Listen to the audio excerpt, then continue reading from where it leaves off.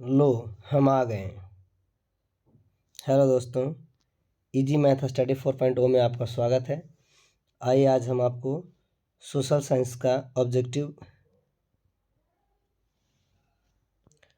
की ओर लेकर चलते हैं और ये सोशल साइंस का एकदम सब्जेक्ट वाइज ऑब्जेक्टिव रहेगा। सबसे पहले नंबर में आपको बताया जाएगा भूगोल का यानी ज्योग्राफी का एकदम क्वेश्चन नंबर 1 से। बहुत बिल्कुल एकदम इम्पोर्टेंट क्वेश्चन है जो आपको एग्ज़ाम में बिल्कुल सेम इसी में से देखा जाएगा। और ये फर्स्ट क्वेश्चन है आपका कि सोपानी कृषि किस राज्य में प्रचलित है। सोपानी कृषि किस राज्य में प्रचलित है, तो इसका जवाब आप लोग का हो जाएगा उत्तराखंड। इसका जवाब आप लोग का हो जाएगा बी फॉर बॉल, यानी उत्तराखंड है ना। नेक्स्ट क्वेश्चन है आपका, नेक्स्ट क्वेश्चन को चलेंगे, देखेंगे कि सीमेंट उद्योग का सबसे प्रमुख कच्चा माल क्या होता है। सीमेंट उद्योग का सबसे प्रमुख कच्चा माल क्या है, तो ये हो जाएगा आपका चूना पत्थर। ये क्या हो जाएगा आपका चूना पत्थर, यानी ऑप्शन ए के साथ जाएंगे हम लोग। नेक्स्ट क्वेश्चन है आपका कि कौन भारत का सबसे बड़ा लौह उत्पादक राज्य है। भारत का सबसे बड़ा जो लौह उत्पादक राज्य होता है वो है मेरे दोस्त कर्नाटका। कौन है वो? कर्नाटका, यानी ऑप्शन ए के साथ जाएंगे एप्पल। नेक्स्ट क्वेश्चन है आपका किस खनिज को उद्योगों की जननी माना गया है।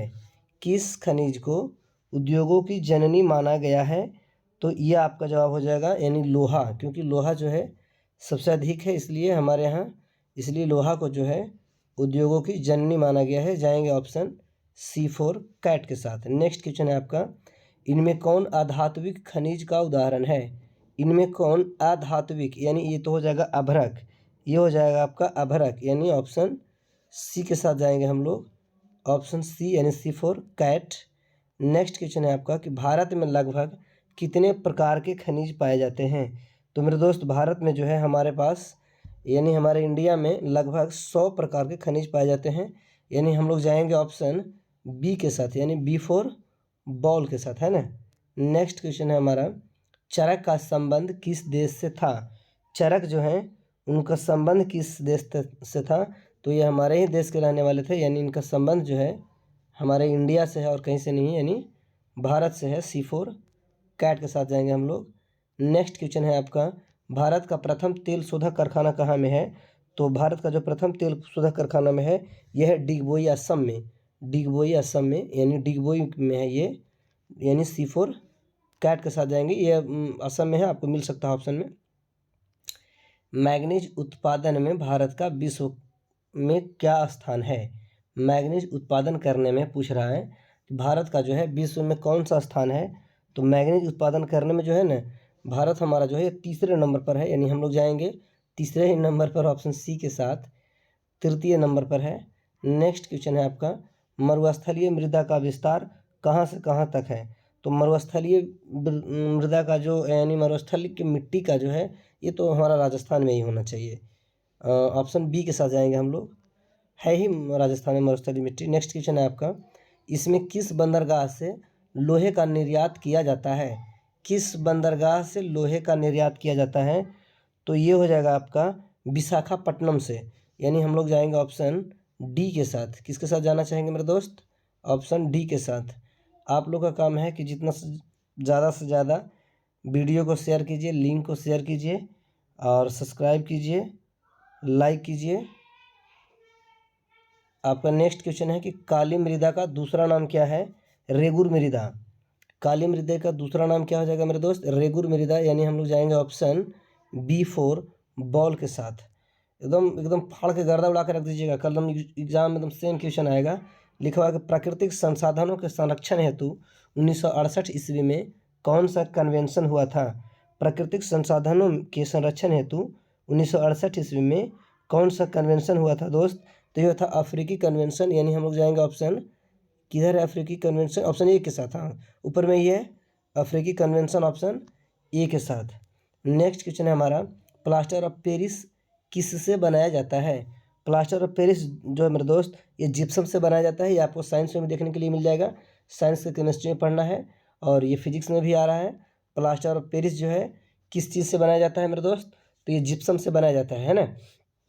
नेक्स्ट क्वेश्चन है आपका निम्नलिखित में किस खनिज का सबसे बड़ा उत्पादक राज्य उड़ीसा है। तो उड़ीसा जो है सबसे ज़्यादा मैग्नीज उत्पादन करता है, यानी उड़ीसा जो है मैग्नीज उत्पादक का सबसे बड़ा राज्य होगा, यानी ऑप्शन डी के साथ जाएंगे हम लोग।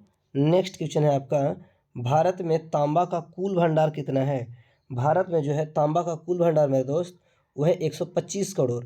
कितना करोड़ है? 125 करोड़, यानी जाएंगे ऑप्शन बी के साथ।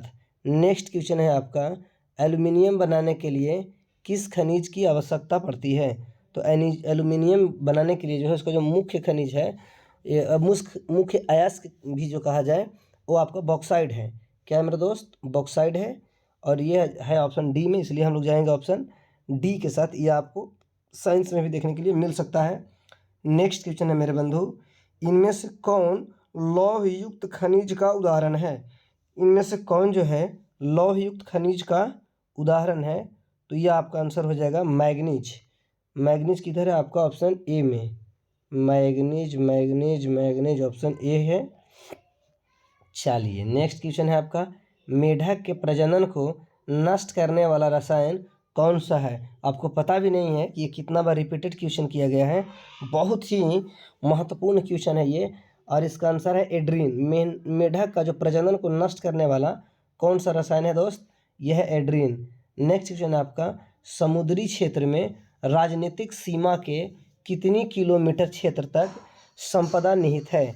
समुद्री क्षेत्र में राजनीतिक सीमा के कितनी किलोमीटर क्षेत्र तक संपदा जो है निहित होती है? तो ये होती है बाबू 19.2 किलोमीटर तक। 19.2 किलोमीटर, यानी हम लोग जाएंगे ऑप्शन डी के साथ। 19.2 किलोमीटर, ऑप्शन डी के साथ जाना पसंद करेंगे हम लोग, ऑप्शन डी, ये देख लीजिए। नेक्स्ट क्वेश्चन है हमारा वो आ जाएगा, बिजली के तत्व के फिलामेंट बनाने में किसका उपयोग होता है? तो बिल्कुल साइंस का क्वेश्चन लग रहा है, साइंस का ही है, साइंस में भी आपको पूछ सकता है। बिजली के तत्व के फिलामेंट बनाने में जो है किसका उपयोग किया जाता है मेरे दोस्त? तो ये है टंगस्टन, यानी ऑप्शन ए के साथ जाएंगे। ये फिजिक्स आपको मिलेगा केमिस्ट्री फिजिक्स में भी पढ़ने के लिए, और ये आपको ज्योग्राफी में भी पढ़ना है ना। तो नेक्स्ट क्वेश्चन है आपका कि वन स्थिति रिपोर्ट के अनुसार भारत में वन का विस्तार कितना है? तो वन स्थिति रिपोर्ट के अनुसार जो है भारत में जो वन का विस्तार है मेरे दोस्त वो है 20.55%। 20.55%, यानी हम लोग जाएंगे ऑप्शन सी के साथ, सॉरी ऑप्शन बी के साथ। 20.55 जो है ऑप्शन बी के साथ जाएंगे, है ना। नेक्स्ट क्वेश्चन है आपका, किस खनिज में भारत सुसंपन्न है? किस खनिज में? तो ये तो लोहा है, क्योंकि उद्योगों की जननी भी कहा गया है लोहा को, क्योंकि सबसे अधिक लोहा है, इसलिए तो भारत सुसंपन्न है लोहा से, यानी हम लोग जाएंगे ऑप्शन सी के साथ। नेक्स्ट क्वेश्चन है आपका, कौन सी मिट्टी कपास की खेती के लिए सर्वोत्तम मानी जाती है? तो आप इसमें कहेंगे कि काली मिट्टी जो है, काली मिट्टी कपास की खेती के लिए सबसे अच्छी मानी जाती है, यानी जाएंगे ऑप्शन सी के साथ। नेक्स्ट क्वेश्चन है मेरे दोस्त, झारखंड का कोडरमा किस खनिज के लिए प्रसिद्ध है? झारखंड आप कभी जाएंगे तो आप घूम भी सकते हैं, देख भी सकते हैं। झारखंड का जो कोडरमा है वो अभ्रक के लिए प्रसिद्ध है। किस चीज़ के लिए प्रसिद्ध है मेरे दोस्त? झारखंड का जो कोडरमा है वो अभ्रक के लिए प्रसिद्ध है, जाएंगे ऑप्शन ए के साथ। नेक्स्ट क्वेश्चन है आपका, यूरेनियम का प्रमुख उत्पादक स्थल है? यूरेनियम का जो प्रमुख उत्पादक स्थल है मेरे दोस्त वह है जादूगोड़ा। जादू से यूरेनियम होता है, ऐसे याद रखेंगे आप। जादूगोड़ा में, कहाँ में है? जादूगोड़ा में, यानी ऑप्शन डी के साथ जाएंगे। फिर से क्वेश्चन को मैं रिपीट करना चाहूँगा। क्वेश्चन है कि यूरेनियम का प्रमुख उत्पादक स्थल कौन सा है? ये आपका हो जाएगा जादूगोड़ा, है ना। कौन सा हो जाएगा बाबू लोग? जादूगोड़ा। नेक्स्ट क्वेश्चन है बाबू कि उड़ीसा किस खनिज का सबसे बड़ा उत्पादक है? उड़ीसा जो है किस खनिज का सबसे बड़ा उत्पादक राज्य है?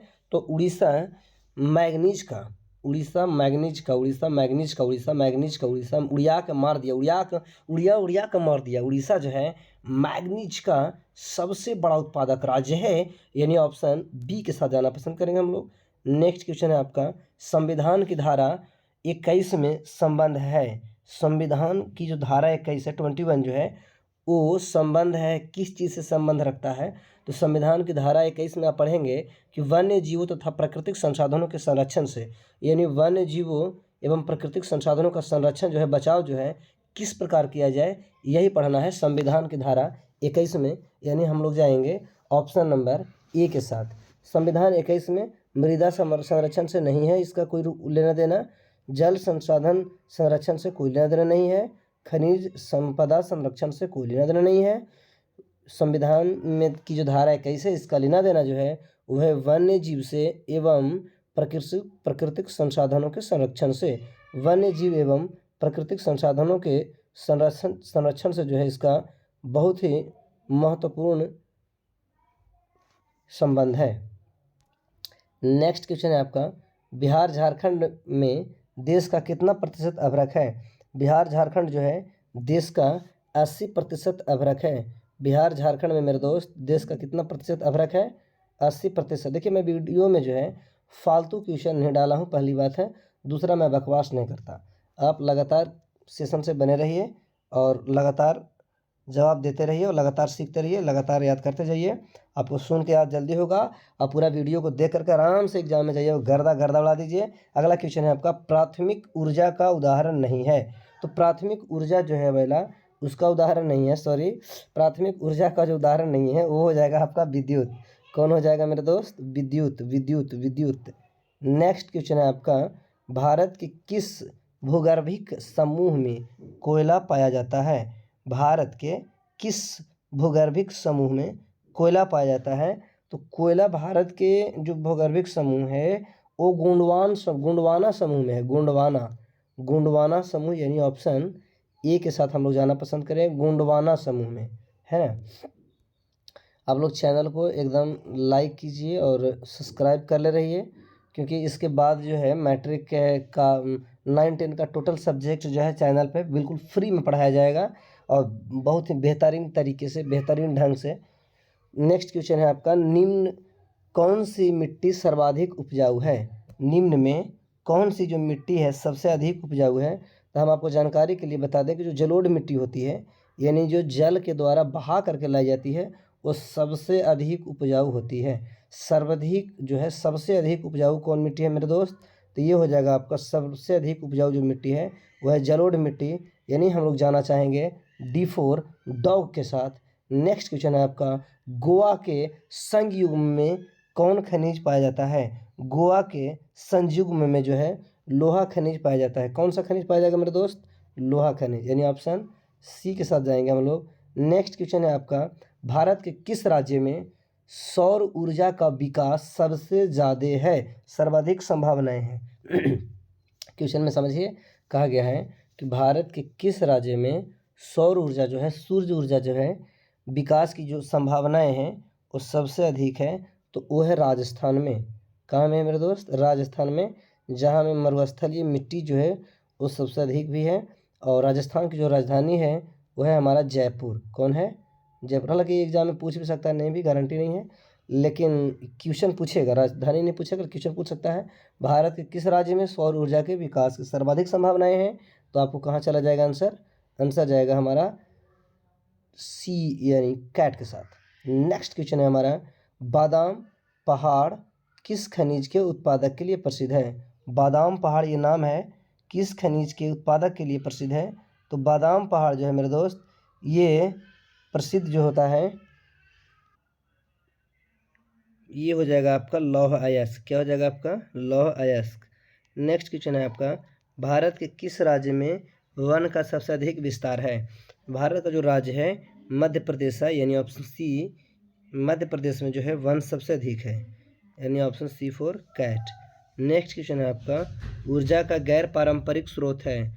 तो ऊर्जा का जो गैर पारंपरिक स्रोत है वह है विद्युत। विद्युत जो है ऊर्जा का गैर पारंपरिक स्रोत है। नेक्स्ट क्वेश्चन है आपका, क्वेश्चन है कि इनमें कौन मैग्नीज का महत्वपूर्ण उत्पादक नहीं है? तो इनमें कौन मैग्नीज का महत्वपूर्ण उत्पादक नहीं, इसका राज्य देना चाहिए था कि इनमें कौन सा जो राज्य है मैग्नीज का प्रमुख उत्पादक राज्य नहीं है। तो हो जाएगा आपका आंसर तमिलनाडु। तमिलनाडु जो है मैग्नीज का उत्पादन नहीं करता है। नेक्स्ट क्वेश्चन है आपका कि बृहद क्षेत्र में, यानी बड़े क्षेत्र में जल की उपस्थिति के कारण पृथ्वी को कहा जाता है। तो सबसे ज़्यादा जो जल की उपस्थिति जो पृथ्वी पर जो है 3 हिस्से में जल है, इसके कारण जो पृथ्वी को कहा जाता है वो कहा जाता है नीला ग्रह। कौन सा ग्रह कहा जाता है मेरे दोस्त? नीला ग्रह, है ना। यानी ऑप्शन जाएंगे बी फॉर बॉल के साथ। नेक्स्ट क्वेश्चन है आपका, अगर आपको क्वेश्चन नहीं दिखाई देगा तो ध्यान से देखिएगा, छोटा करके दिखाया जा सकता है। नेक्स्ट क्वेश्चन है आपका कि ज्वारीय एवं तरंग ऊर्जा उत्पादन हेतु, ज्वारीय एवं तरंग ऊर्जा उत्पादन हेतु अनुकूल परिस्थितियां कहाँ पाई जाती है? तो ये आपकी पाई जाती है खंभात की खाड़ी में। कहाँ पाया जाता है मेरे दोस्त? खंभात की खाड़ी में, यानी जाएंगे ऑप्शन बी के साथ। फिर से इस क्वेश्चन को देखेंगे, ज्वारीय एवं तरंग ऊर्जा उत्पादन करने के लिए अनुकूल परिस्थितियां जो है, यानी ज्वारीय एवं तरंग उत्पादन करने के लिए जो अनुकूल परिस्थितियां जो है वो कहाँ पाई जाती है? तो पाई जाती है खंभात की खाड़ी में। कहाँ पाई जाती है मेरे दोस्त? खंभात की खाड़ी में, यानी option B for ball. Next question है आपका कि दक्षिण भारत की सबसे बड़ी नदी घाटी परियोजना कौन है? दक्षिण भारत की सबसे बड़ी नदी घाटी परियोजना जो है मेरे दोस्त, यह तुंगभद्रा नदी घाटी परियोजना।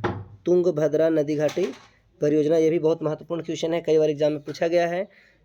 नेक्स्ट क्वेश्चन आता है आपका कि डाक की अर्थव्यवस्था का संबंध है, डाकू की अर्थव्यवस्था का जो संबंध है वो है आपका संसाधन संग्रहण से, यानी संसाधन को संग्रहण करने से, यानी ऑप्शन ए के साथ जाएंगे हम लोग, A for Apple. Next question है आपका कि काला लोहा किसे माना जाता है? काला लोहा जो है ये हमको मैग्नेटाइट को माना जाता है। काला लोहा जो है किसे माना जाता है मेरे दोस्त? मैग्नेटाइट को। किसे माना जाता है? मैग्नेटाइट को, है ना, यानी ऑप्शन बी फॉर बॉल के साथ जाएंगे।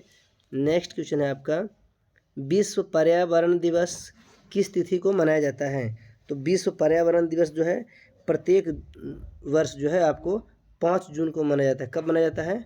5 जून को, यानी ऑप्शन ए फॉर एप्पल के साथ जाएंगे। नेक्स्ट क्वेश्चन है आपका, निम्नांकित में किस खनिज का भारत निर्यात नहीं करता है? किस खनिज का जो है भारत निर्यात नहीं करता है? तो ये हो जाएगा आपका गंधक का, यानी सल्फर का जो है भारत निर्यात नहीं करता है ना। जाएंगे ऑप्शन डी के साथ। नेक्स्ट क्वेश्चन है आपका, भारत में कोयले का सर्वप्रमुख उत्पादक राज्य कौन सा है? भारत में जो है कोयले का सबसे प्रमुख उत्पादक राज्य आपको मिलेगा झारखंड।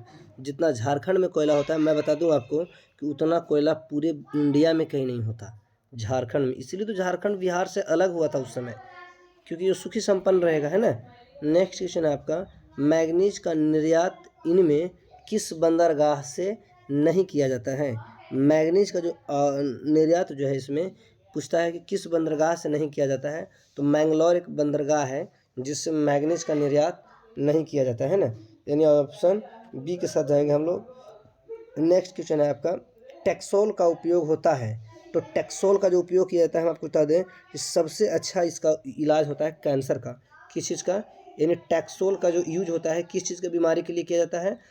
टैक्सोल जो है कैंसर बीमारी के इलाज के लिए यूज किया जाता है। ये बहुत ही महत्वपूर्ण दवा है। इसका आंसर हो जाएगा सी फॉर कैट। नेक्स्ट क्वेश्चन है आपका कि वर्ष 2000 में, साल 2000 में देश में मैग्नीज का कितना उत्पादन हुआ? तो साल 2000 में जो है मैग्नीज का 15.5 लाख टन उत्पादन किया था। 15 पॉइंट यानी 15.5 लाख, आपको आसानी के लिए बता दूँ 15.5 लाख मैग्नीज का उत्पादन किया गया था वर्ष 2000 में। नेक्स्ट क्वेश्चन है कि सर्वोत्तम कोयले का प्रकार कौन सा है? तो सर्वोत्तम कोयले का जो प्रकार है वो है आपका एंथ्रासाइट। कौन है? एंथ्रासाइट। इसको मजाक में हमारे क्लास में एक लड़का था जो सबसे करिया था, लड़कों ने नाम रख दिया एंथ्रासाइट। कौन है? एंथ्रासाइट। ऑप्शन ए के साथ जाएंगे हम लोग। नेक्स्ट क्वेश्चन आता है आपका कि भारत संसाधन एवं उपयोग नेक्स्ट क्वेश्चन आपका है कि देश में मैग्नीज का कुल भंडार कितना है?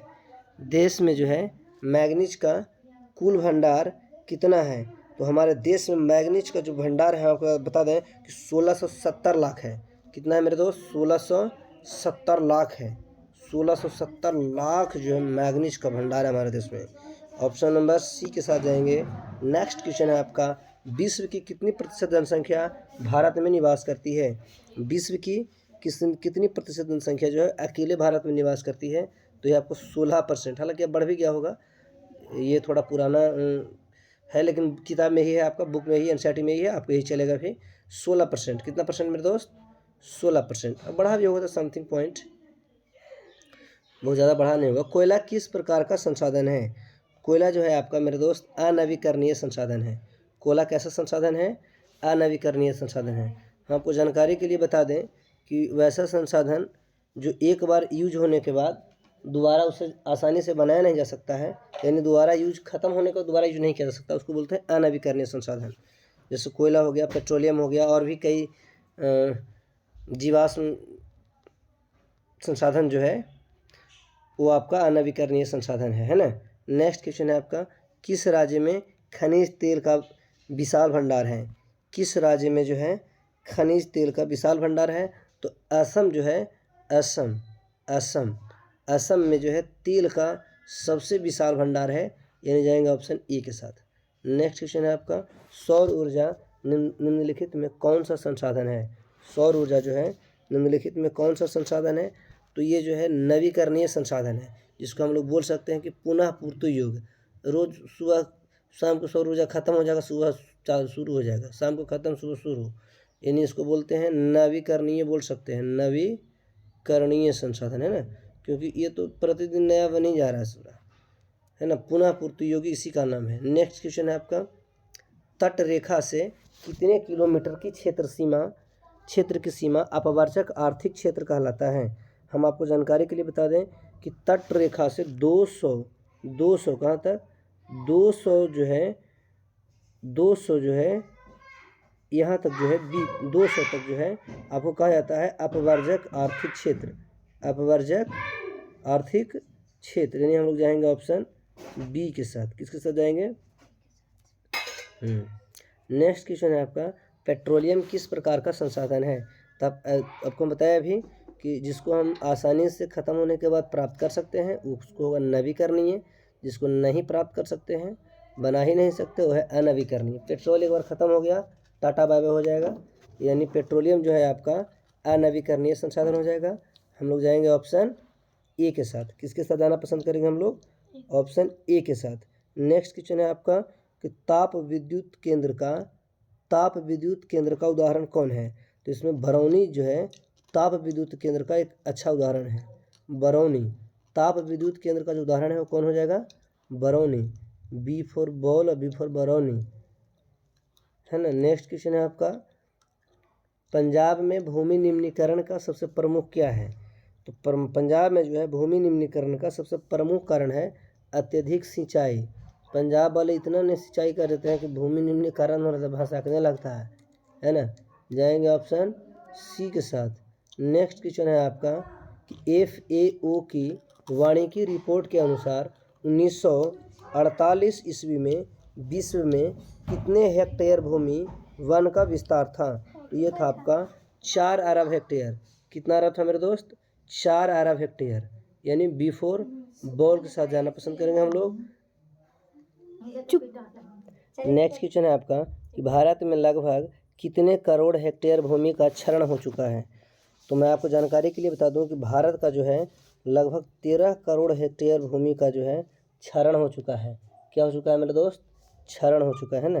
नेक्स्ट क्वेश्चन है आपका कि देश के बांधों को किसने भारत का मंदिर कहा था? बताइए। हमारे एक ऐसे भी महापुरुष रह चुके हैं जिन्होंने भारत का मंदिर कह दिया देश के बांधों को। ये थे हमारे पंडित जवाहरलाल नेहरू जी। कौन थे मेरे दोस्त? पंडित जवाहरलाल नेहरू जी, यानी हम लोग जाएंगे ऑप्शन डी के साथ। भाखड़ा नांगल परियोजना किस नदी पर अवस्थित है? भाखड़ा नांगल परियोजना जो है ये आपको सतलज नदी पर है। किस नदी पर है? भाखड़ा नांगल परियोजना सतलज नदी पर है। किस नदी पर है मेरे दोस्त? सतलज नदी पर। नेक्स्ट क्वेश्चन है कि कुल जल का कितना प्रतिशत भाग महासागरों में निहित है? कुल जल का कितना प्रतिशत भाग महासागरों में निहित है? तो कुल जल का 96.5 यानी 96.5% भाग जो है महासागर में है। टोटल जल का 96.5% जो भाग है हमारे महासागरों में है। यानी ऑप्शन डी के साथ जाएंगे। नेक्स्ट क्वेश्चन है आपका, बिहार में अति जल दोहन से किस तत्व का संकेंद्रण बढ़ा है? तो बिहार में जो है अति जल दोहन से आर्सेनिक तत्व जो है इसी का संकेंद्रण बढ़ा है। किस तत्व का मेरे दोस्त? आर्सेनिक का। किस तत्व का? आर्सेनिक का। नेक्स्ट क्वेश्चन बहुत ही महत्वपूर्ण क्वेश्चन आ रहा है, आपको पता भी नहीं, बहुत बार ये क्वेश्चन पूछा गया है कि प्राणियों के शरीर में कितना प्रतिशत जल की मात्रा निहित होती है? तो प्राणियों के शरीर में 65% जो है जल की मात्रा निहित होती है। कितने प्रतिशत? 65% है ना, यानी ऑप्शन सी के साथ जाएंगे हम लोग, सी फॉर कैट। नेक्स्ट क्वेश्चन है आपका, प्राकृतिक गैस किस खनिज के साथ पाया जाता है? प्राकृतिक गैस जो है किस खनिज के साथ पाया जाएगा? तो हम आपको जानकारी के लिए बता दें और एग्जाम में आने के लिए भी कि प्राकृतिक गैस जो है पेट्रोलियम के साथ पाया जाता है। किसके साथ पाया जाता है मेरे दोस्त? पेट्रोलियम के साथ। किसके साथ? पेट्रोलियम के साथ। निम्न में से कौन बिहार की प्रमुख नदी घाटी परियोजना है? तो बिहार की सबसे प्रमुख नदी घाटी परियोजना जो है ये सोन नदी पर है, और ये सोन नदी घाटी परियोजना है ना। कौन सी परियोजना है ये? सोन नदी घाटी परियोजना जो है ये बिहार की सोन नदी पर है। इस नदी को ही बिहार का शोक कहा जाता है। क्या कहा जाता है? बिहार का शोक कहा जाता है। किस नदी को कहा जाता है बिहार का शोक? तो कहा जाता है सोन नदी को, है ना। नेक्स्ट क्वेश्चन है आपका कि एशिया का सबसे बड़ा परमाणु विद्युत घर कहाँ है? तो एशिया का सबसे बड़ा जो परमाणु विद्युत घर जो है वो है तारापुर में। कहाँ पर है मेरे बंधु? तारापुर में। तारापुर में। नेक्स्ट क्वेश्चन है आपका, भारत में 2001 में कितने प्रतिशत भौगोलिक क्षेत्र में वन का विस्तार था? तो उस समय कम था, कुछ बढ़ा है, और उस समय था 19 पॉइंट कुछ, यानी 19% लगभग 19.27। आप लगभग 19% भी कह सकते हैं याद करने के लिए, अगर पॉइंट में याद नहीं होता है तो, यानी जाएंगे ऑप्शन बी के साथ। नेक्स्ट क्वेश्चन है आपका, वन संरक्षण एवं प्रबंधन की दृष्टि से वनों को कितने भागों में बांटा गया है? तो मेरे दोस्त वनों को जो है आपको बांटा गया है 3 भागों में। वनों को जो है कितने भागों में बांटा गया है? 3 भागों में बांटा गया। कितने भागों में बांटा गया है मेरे दोस्त? 3 भागों में, यानी जाएंगे ऑप्शन बी फॉर बॉल के साथ, है ना।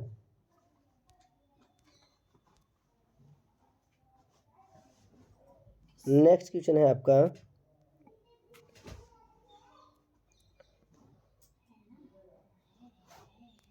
भारत का राष्ट्रीय पक्षी कौन है? तो भारत का जो राष्ट्रीय पक्षी है वो मयूर है।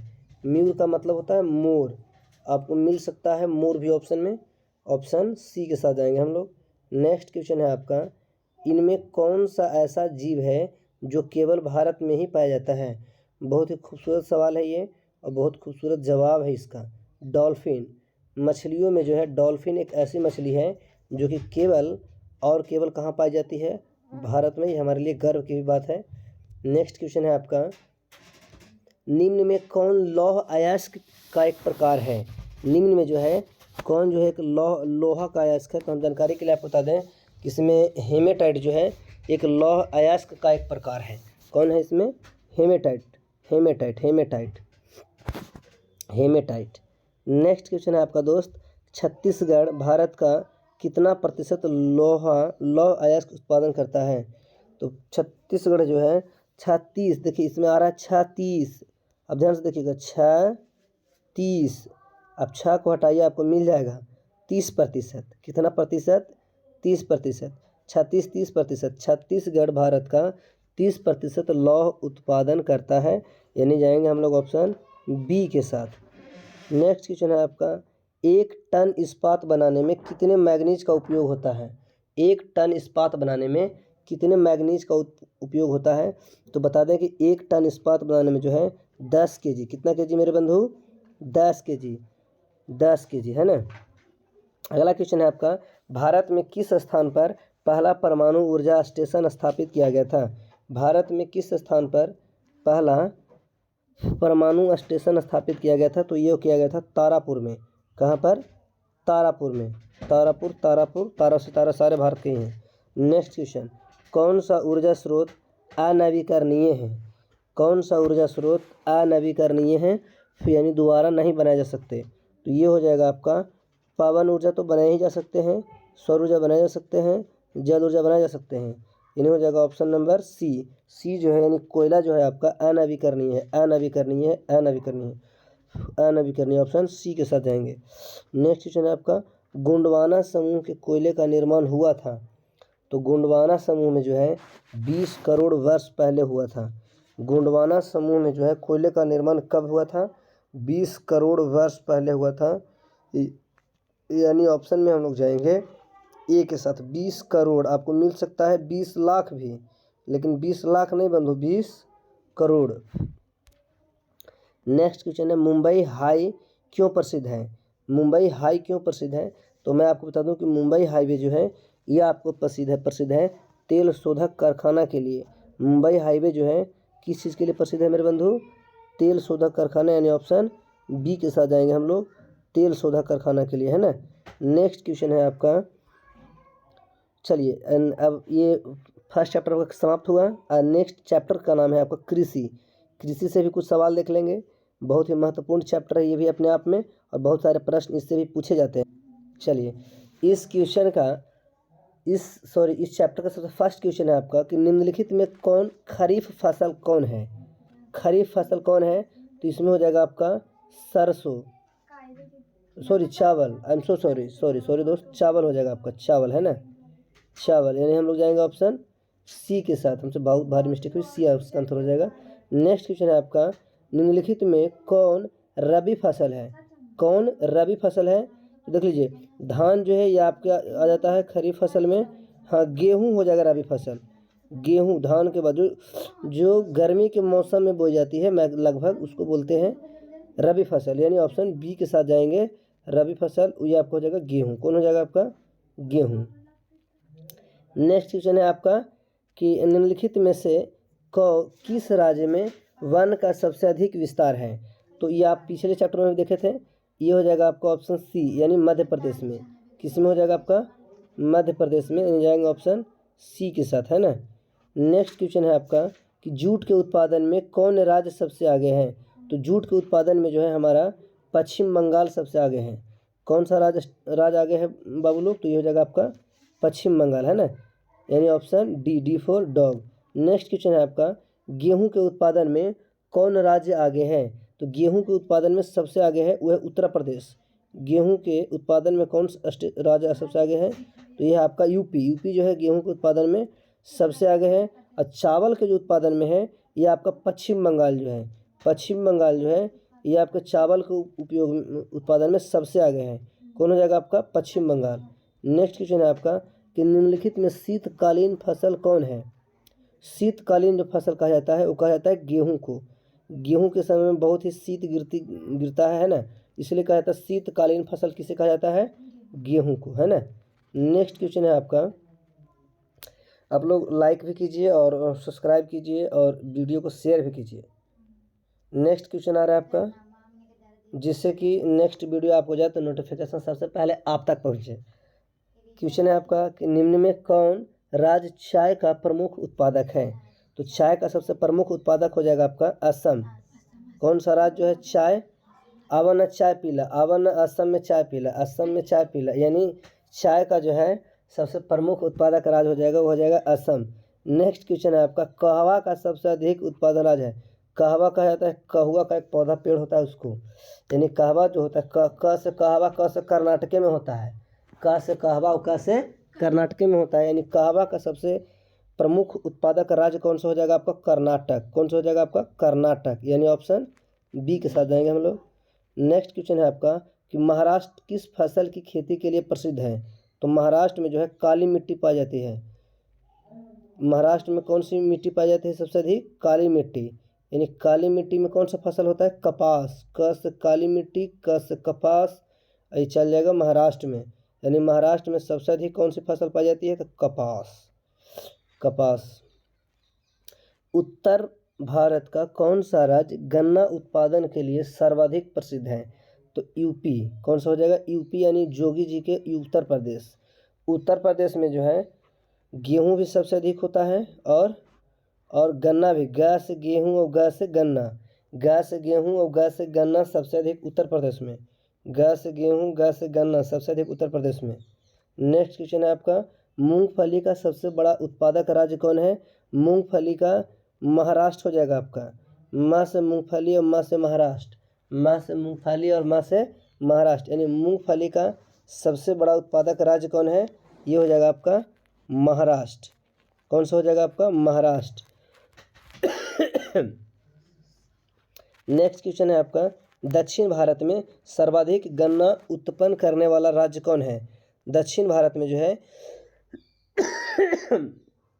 अगर पूरे भारत की बात करता तो हम लोग यूपी ले लेते हैं, लेकिन ये फरमाइश किया है दक्षिण भारत का, तो दक्षिण भारत में तो महाराष्ट्र ही हो जाना चाहिए। महाराष्ट्र होगा आपका आंसर। महाराष्ट्र में सबसे ज़्यादा गन्ना होता है, लेकिन दक्षिण भारत में फरमाइश किया गया इसमें। भारत की कितनी आबादी कृषि कार्यों से जुड़ी हुई है? तो भारत की जो है 2/3 हिस्से की जो आबादी है वो कृषि कार्यों से, 2 हिस्सों की जो आबादी है वो किसी से जुड़ी हुई है? कृषि कार्य से, यानी खेती से। खेती के बिना उनका काम नहीं चलने वाला है ना। नेक्स्ट क्वेश्चन आ रहा है आपका कि इनमें कौन कृषि को प्रभावित करने वाला कारक नहीं है? देखिएगा, नमी जो है ये किस कृषि को प्रभावित कर सकता है, तापमान, गर्मी ये भी कृषि को प्रभावित कर सकता है, मिट्टी किस प्रकार का है ये भी कृषि को प्रभावित करेगा ही कहीं ना कहीं, जनसंख्या का लेना देना कुछ भी नहीं है कृषि से, यानी हम लोग ऑप्शन जाएंगे सी के साथ। नेक्स्ट क्वेश्चन है आपका, पौधों के अनुकरण के लिए कम से कम कितना तापमान होना चाहिए? अंकुरण के लिए, तो पौधे को जो अंकुर होने के लिए जो है कम से कम तापमान चाहिए 6 डिग्री सेल्सियस। कितना डिग्री सेल्सियस होना चाहिए? 6 डिग्री सेल्सियस, यानी हम लोग जाएंगे ऑप्शन डी के साथ, है ना, ऑप्शन डी के साथ। चलिए नेक्स्ट क्वेश्चन है आपका कि रबर की खेती भारत के किस राज्य में की जाती है? रबर जो है भारत के केरल राज्य में की जाती है।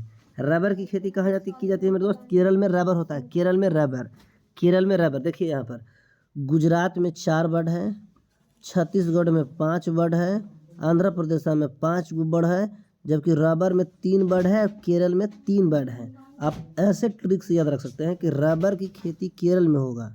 रबर की खेती कहाँ हो जाएगा मेरा? केरल में। नेक्स्ट क्वेश्चन है आपका, पूर्वोत्तर राज्यों में स्थानांतरित कृषि को किस नाम से जाना जाता है? झूम खेती। स्थानांतरित कृषि बोलते हैं कि आज यहाँ हुआ, कल यहाँ होगा, अगला दिन यहाँ होगा, अगला नेक्स्ट बार मतलब यहाँ होगा, तो जिसमें जगह बदल बदल की खेती की जाती है उसको बोलते हैं झूम खेती। क्या बोलते हैं? और पूर्वोत्तर राज्यों में स्थानांतरित कृषि को जो क्या बोला जाता है, इसको झूम खेती। स्थानांतरित कृषि यानी बदल बदल की कृषि को। नेक्स्ट क्वेश्चन है आपका, झारखंड में स्थानांतरित कृषि को क्या कहा जाता है? हाँ, तो झारखंड में जो है कुरुआ कहा जाता है झूम खेती को। जो झारखंड वाले लोग कुरुआ कह के काम चला लेते हैं आपस में, हम लोग नहीं जानते, लेकिन झारखंड वाले बोलते हैं कुरुआ। नेक्स्ट क्वेश्चन है आपका, भारत में शुद्ध बोई गई भूमि कितना हेक्टेयर है? तो भारत में जो है शुद्ध रूप से जो बोई गई भूमि है वो है 14 करोड़ हेक्टेयर। कितना है? 14 करोड़ हेक्टेयर। नेक्स्ट क्वेश्चन है आपका, पंजाब की कितनी प्रतिशत भूमि कर्षित भूमि है? तो पंजाब की जो है 84%, यानी सबसे अधिक भूमि जो है, अधिकतर भूमि जो है 84% भूमि जो है आपका कर्षित भूमि है। किस प्रकार की भूमि है वैल्यू लोग? कर्षित भूमि है, यानी ऑप्शन बी के साथ जाएंगे हम लोग। अगला क्वेश्चन है आपका, निम्नलिखित में कौन खरीफ फसल नहीं है? कौन जो है खरीफ फसल नहीं है? हम आपको पहले बता चुके थे कि धान जो है खरीफ फसल है, मूंगफली खरीफ फसल है, कपास खरीफ फसल है। ये सब एक ही साथ बोए जाते हैं बरसात के मौसम में। धान बरसात के मौसम में, मूंगफली बरसात में, कपास बरसात में, यानी तीनों के तीनों जो है खरीफ फसल हैं। बच गया बेचारा, वो जो बेचारा बचल है वो है गेहूँ। ये गेहूँ जो है आपका खरीफ फसल नहीं है बल्कि रबी फसल है। कौन सा फसल है? रबी फसल, यानी ऑप्शन बी के साथ जाएंगे हम लोग, गेहूँ, है ना। नेक्स्ट क्वेश्चन है आपका, निम्नलिखित में कौन रबी फसल नहीं है? तो ऑप्शन मकई जो है इसमें रबी फसल नहीं है, क्योंकि गेहूँ रबी फसल है, चना उसी समय बोई जाती है, सरसों, गेहूँ, चना, सरसों सब एक ही साथ बोई जाती है रबी फसल के समय में। मकई अलग हो जाएगा आपका, इसलिए हो जाएगा मकई जो है आपका रबी फसल नहीं है, यानी कौन सा फसल हो जाएगा? मकई खरीफ फसल हो जाएगा, है ना। नेक्स्ट क्वेश्चन है आपका, इनमें कौन धान की एक फसल नहीं है? धान की एक फसल नहीं है। सुमन जो फसल है ये धान की फसल नहीं है। सुमन जो फसल है धान की फसल नहीं है। नेक्स्ट क्वेश्चन है आपका, धान की खेती के अंतर्गत सर्वाधिक भूमि किस राज्य में है? धान की खेती के अंतर्गत सर्वाधिक भूमि जो है वो आपको केरल राज्य में है। किस राज्य में है? जबकि धान सबसे अधिक जो होती है वो पश्चिम बंगाल में होती है, लेकिन भूमि सर्वाधिक केरला में है। यह क्वेश्चन कुछ और किया गया है। नेक्स्ट क्वेश्चन है आपका, धान का प्रति हेक्टेयर उत्पादन सबसे अधिक किस राज्य में है? तो पंजाब में। पंजाब में प्रति हेक्टेयर भूमि में धान जो है सबसे अधिक होता है। नेक्स्ट क्वेश्चन है, ज्वार की सबसे अधिक खेती किस राज्य में की जाती है? तो ज्वार की जो सबसे अधिक खेती की जाती है वो महाराष्ट्र में की जाती है। कहाँ की जाती है? महाराष्ट्र में। नेक्स्ट क्वेश्चन है आपका, बाजरा उत्पादन में कौन सा राज्य प्रथम स्थान पर है? बाजरा उत्पादन में जो है गुजरात राज्य है वो सबसे प्रथम स्थान पे है। कौन से स्थान पे बाबू लोग? प्रथम स्थान पे। इनमें कौन निर्वाहन कृषि की उपज नहीं है? निर्वाहन कृषि की जो उपज है वो गन्ना जो है निर्वाहन कृषि की उपज नहीं है। निर्वाहन कृषि का मतलब जिसको खा पी करके जीवन निर्वाहन किया जाए उसको बोलते हैं निर्वाहन कृषि। यहाँ पर आप अगर ध्यान से देखेंगे तो आप देख पा रहे होंगे कि धान जो है खा करके जीवन निर्वाह किया जा सकता है, गेहूं को खा करके जीवन निर्वाह किया जा सकता है। ज्वार जो है बाजरा का लोग दारा उरा बना करके काम चला लेते हैं, जबकि गन्ना जो है इसे खा करके जीवन का निर्वाहन नहीं किया जाता है, इसलिए गन्ना जो है निर्वाहन कृषि के अंतर्गत नहीं आएगा। हम लोग जाएंगे ऑप्शन C4 कैट के साथ। नेक्स्ट क्वेश्चन है आपका, स्थानांतरित कृषि के अंतर्गत निम्न में से किस फसल का उत्पादन नहीं किया जाता है? निम्न में से किस फसल का जो उत्पादन है वो स्थानांतरित कृषि से नहीं किया जाता है? तो इसमें कपास का हो जाएगा। कपास का उत्पादन जो है स्थानांतरित कृषि के अनुसार नहीं की जाती है। नेक्स्ट क्वेश्चन है आपका, वो आ रहा है कि तिलहन उत्पादन में भारत का विश्व में कौन सा स्थान है? तो तिलहन चीज़ उपजाने में जो है भारत हमारे नंबर 1 पर है। इसीलिए तो भारत के लोग खाते पतला है और हो जाते मोटा है, खाते पतला है लेकिन हो जाते मोटा है, क्योंकि तेल यहाँ सबसे अधिक उगाया जाता है। नेक्स्ट क्वेश्चन है आपका, मूंगफली का सबसे अधिक उत्पादन किस राज्य में होता है? ये क्वेश्चन देखेंगे आप लोग। मूंगफली का जो है सबसे अधिक उत्पादन किया जाता है गुजरात में। कहाँ की जाती है? गुजरात में। भारत का नारियल प्रदेश किसे कहा जाता है? भारत का जो नारियल प्रदेश है वो केरल कहा जाता है, क्योंकि केरल में नारियल सबसे अधिक होता है। केरल में नारियल सबसे अधिक होता है, केरल को नारियल प्रदेश कहा जाता है। ग्रीष्मकालीन पर्याप्त वर्षा किस फसल की खेती के लिए उपयुक्त है? तो ये जो है ग्रीष्मकालीन जो है पर्याप्त वर्षा, जहाँ भी वर्षा की बात हो जाए तो वो आप समझ जाइए कि धान उगाएगा। वर्षा के मौसम में कौन खेती, किसी से खेती की जाएगी? धान की। पंजाब किस फसल का सर्व प्रमुख उत्पादक है, राज्य है? ये पंजाब जो है सबसे अधिक गेहूं के लिए है। पंजाब किसके लिए है? गेहूं के लिए। गेहूं के उपज के लिए पंजाब में एक क्रांति की गई थी जिसे कहा जाता है हरित क्रांति के नाम से जाना गया। क्या नाम, किसके नाम से जाना गया? हरित क्रांति कहाँ हुई थी? तो पंजाब में की गई थी। और किस चीज़ के लिए की गई थी? तो गेहूं की उत्पादन को बढ़ाने के लिए। नेक्स्ट क्वेश्चन है आपका, उत्तर प्रदेश और बिहार में रागी को किस नाम से जाना जाता है? तो रागी को जो है मड़ुआ के नाम से जाना जाता है। मड़ुआ। और जब करिया करिया होता है ना, मड़ुआ के रोटी बनावल जाता है ना, एगो परबिया होता है ना जब मम्मी लोग करती है, जितिया होती है, उसी में मड़ुआ का यूज होता है। रागी को किस नाम से जाना जाता है? मड़ुआ, यानी ऑप्शन C के साथ। अगला क्वेश्चन है आपका, निम्न में कौन दलहन की फसल नहीं है? निम्न में कौन जो है दलहन की फसल नहीं है? चना के दाल होइबे करेला, अरहर के दाल होइबे करेला, मसूर के दाल होइबे करेला, ऐसहू छाटबा तो छट जाई, बाजरा के दाल न होला, यानी बाजरा जो है दलहन फसल में नहीं आएगा। नेक्स्ट क्वेश्चन है कि किस चीज़, चाय जो है किस प्रकार की कृषि फसल है? चाय जो है आपका रोपण कृषि फसल है। रोपण कैसा कृषि फसल है? रोपण। अगला क्वेश्चन है आपका, अरेबिका और रोबास्टा किस फसल के प्रकार हैं? तो ये है कहवा फसल के। किसके फसल के? कहवा फसल के। अगला क्वेश्चन है आपका, असम में चाय के कितने बागान हैं? आप असम में चाय का जो बागान है वो 750 गो है, 750 है, 750 है, यानी ऑप्शन C4 कैट के साथ जाएंगे। अगला क्वेश्चन है, कपास उत्पादन में एक गांठ कितना किलोग्राम होती है? तो कपास का उत्पादन जो है जो लोग करते हैं उन्हें मालूम भी होता है कि उनका जो एक गांठ जो होता है कपास का वो होता है 170 ग्राम, यानी 170वां ग्राम, 170 ग्राम का ये होता है ना, 170 ग्राम, यानी ऑप्शन A4 एप्पल। भारत का जूट क्षेत्र किसे कहा जाता है? भारत का जो जूट क्षेत्र जो है वो कहा जाता है पश्चिम बंगाल को। जूट क्षेत्र किसे कहा जाता है? पश्चिम बंगाल को, है ना। अगला क्वेश्चन है कि कपास की खेती के लिए कितना दिन पाला रहित होना चाहिए? अगर आपको कपास की खेती करनी है तो हम आपको बता दें कि 210 दिन जो है पाला नहीं पड़ना चाहिए। पाला पड़ गया तो लीलवा लग जाएगा, फिर मामला गड़बड़ा जाएगा। पाला रहित कितना दिन होना चाहिए? 210 दिन, यानी हम लोग जाएंगे ऑप्शन ए के साथ। अगला क्वेश्चन है आपका, आंध्र प्रदेश किस फसल के उत्पादन में अग्रणी है, यानी सबसे आगे है? तो आंध्र प्रदेश जो है आपका ये तंबाकू के फसल के लिए सबसे आगे है आंध्र प्रदेश। सब तंबाकू पी के सब आंध्राइल रहता है, सब आंध्र प्रदेश वाला। हम लोग कह सकते हैं कि आंध्र प्रदेश जो है तंबाकू के उत्पादन के लिए सबसे आगे है। अगला क्वेश्चन है, बिहार का कौन सा क्षेत्र तंबाकू उत्पादन के लिए प्रसिद्ध है?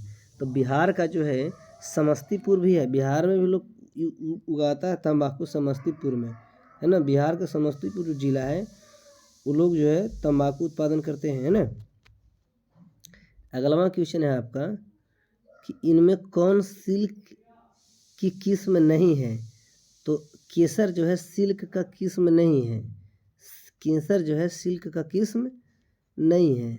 नेक्स्ट क्वेश्चन है आपका, दक्षिण भारत का सर्वाधिक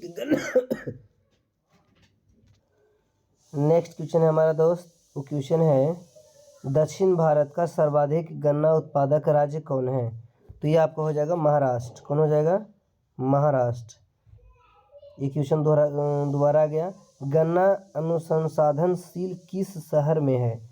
तो गन्ना अनुसंसाधनशील शहर जो है वो है आपका कोयम्बटूर में। कहाँ में है? कोयम्बटूर में। नेक्स्ट क्वेश्चन है आपका, गन्ना की केंद्रीय अनुसंधानशील जो है वो है आप कहाँ में है? तो यह आपका लखनऊ में। कहाँ में है? लखनऊ में। नेक्स्ट क्वेश्चन है आपका, सस्य गहनता को प्रभावित करने वाला कारक नहीं है। कौन नहीं है? तो जो है सस्य गहनता को प्रभावित करने वाला, सिंचाई जो है प्रभावित करेगा ही, और ये यंत्रीकरण भी प्रभावित करता है, कीटनाशक भी प्रभावित करता है, जनसंख्या का कोई लेना देना नहीं है सस्य गहनता से, है ना। यानी ऑप्शन सी के साथ जाएंगे हम लोग। अगला क्वेश्चन है आपका कि वर्षा ऋतु की फसल को क्या कहा जाता है? तो वर्षा ऋतु में जो फसल बोई जाती है उसे बोलते हैं रबी फसल, खरीफ फसल, खरीफ फसल।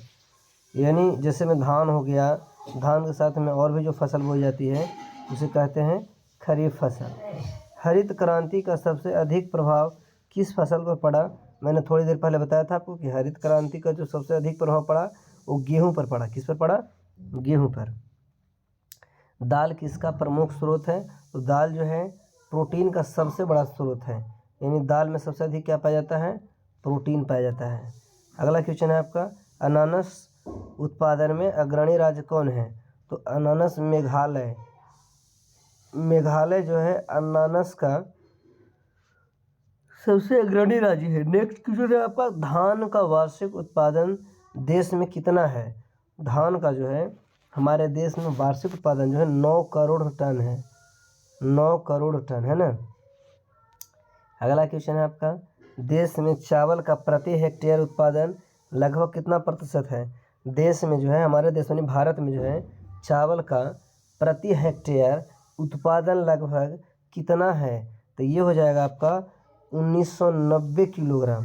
कितना किलोग्राम?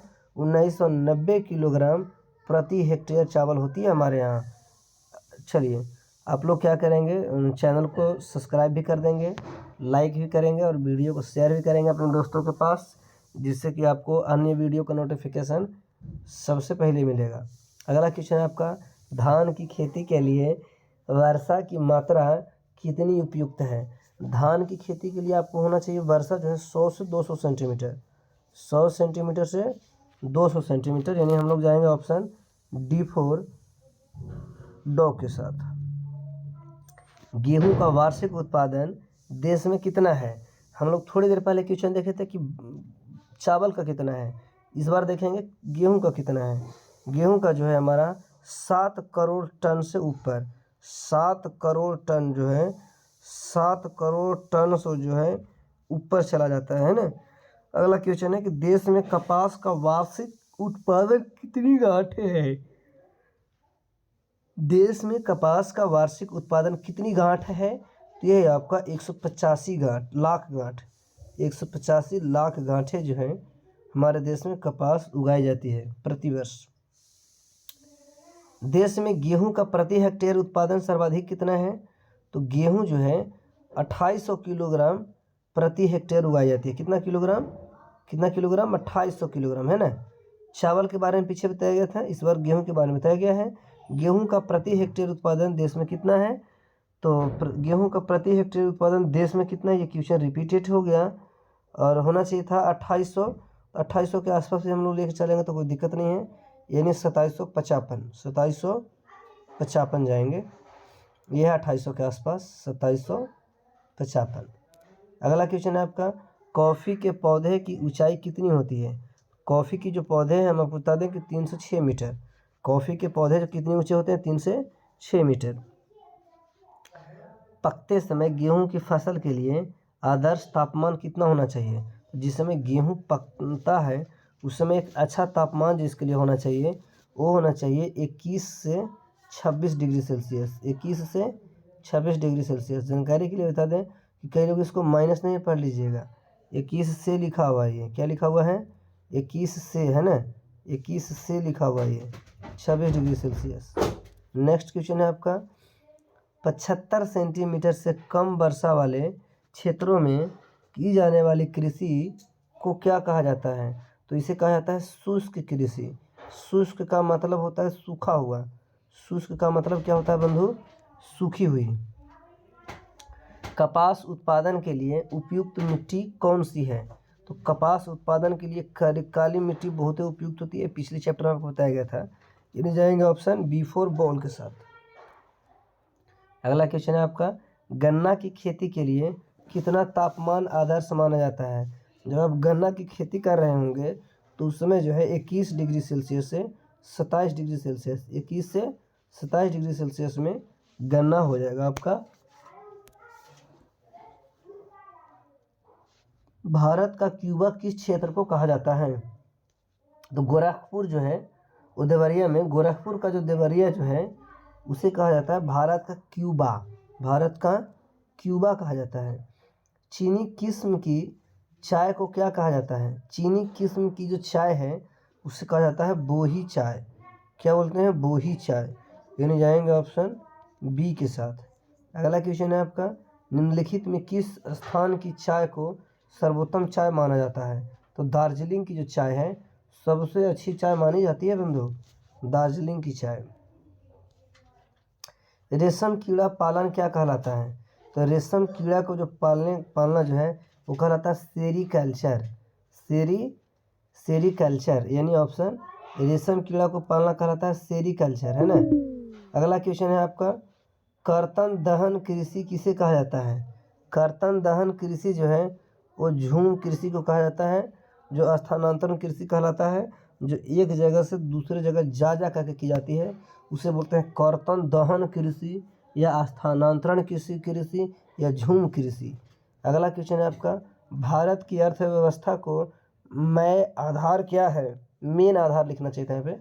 भारत की अर्थव्यवस्था को मेन जो आधार है वह है आपका कृषि। भारत की अर्थव्यवस्था का सबसे मेन आधार, मूल आधार जो है हमारा कृषि है, यानी खेती है। खेतिया बिना कटनिया बिना कैसे काम चली, दिक्कत हो जाएगा। भारत में किस प्रकार की कार्य की प्रधानता है, तो भारत में जो है जीवन निर्वाह कृषि जो है उसकी प्रधानता है। मैंने आप ऐसी खेती कीजिए जिससे जीवन का निर्वहन हो, उसकी प्रधानता ज़्यादा है। अगला क्वेश्चन है आपका, बल्कि ये चैप्टर यहीं पे समाप्त होता है और नेक्स्ट चैप्टर के लिए हम लोग चलेंगे। इस चैप्टर का नाम है निर्माण उद्योग। क्या नाम है इसका? निर्माण उद्योग, है ना।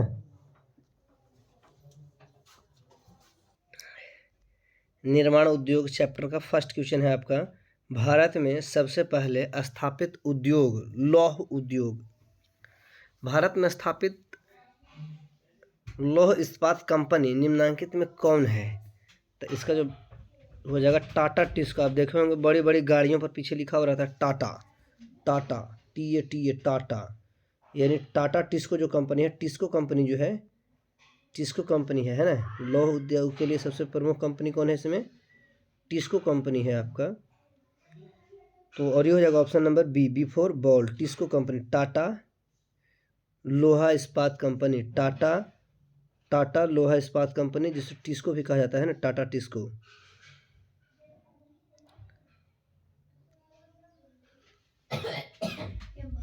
नेक्स्ट क्वेश्चन है आपका, निम्नांकित में कौन उद्योग कृषि पर आधारित नहीं है?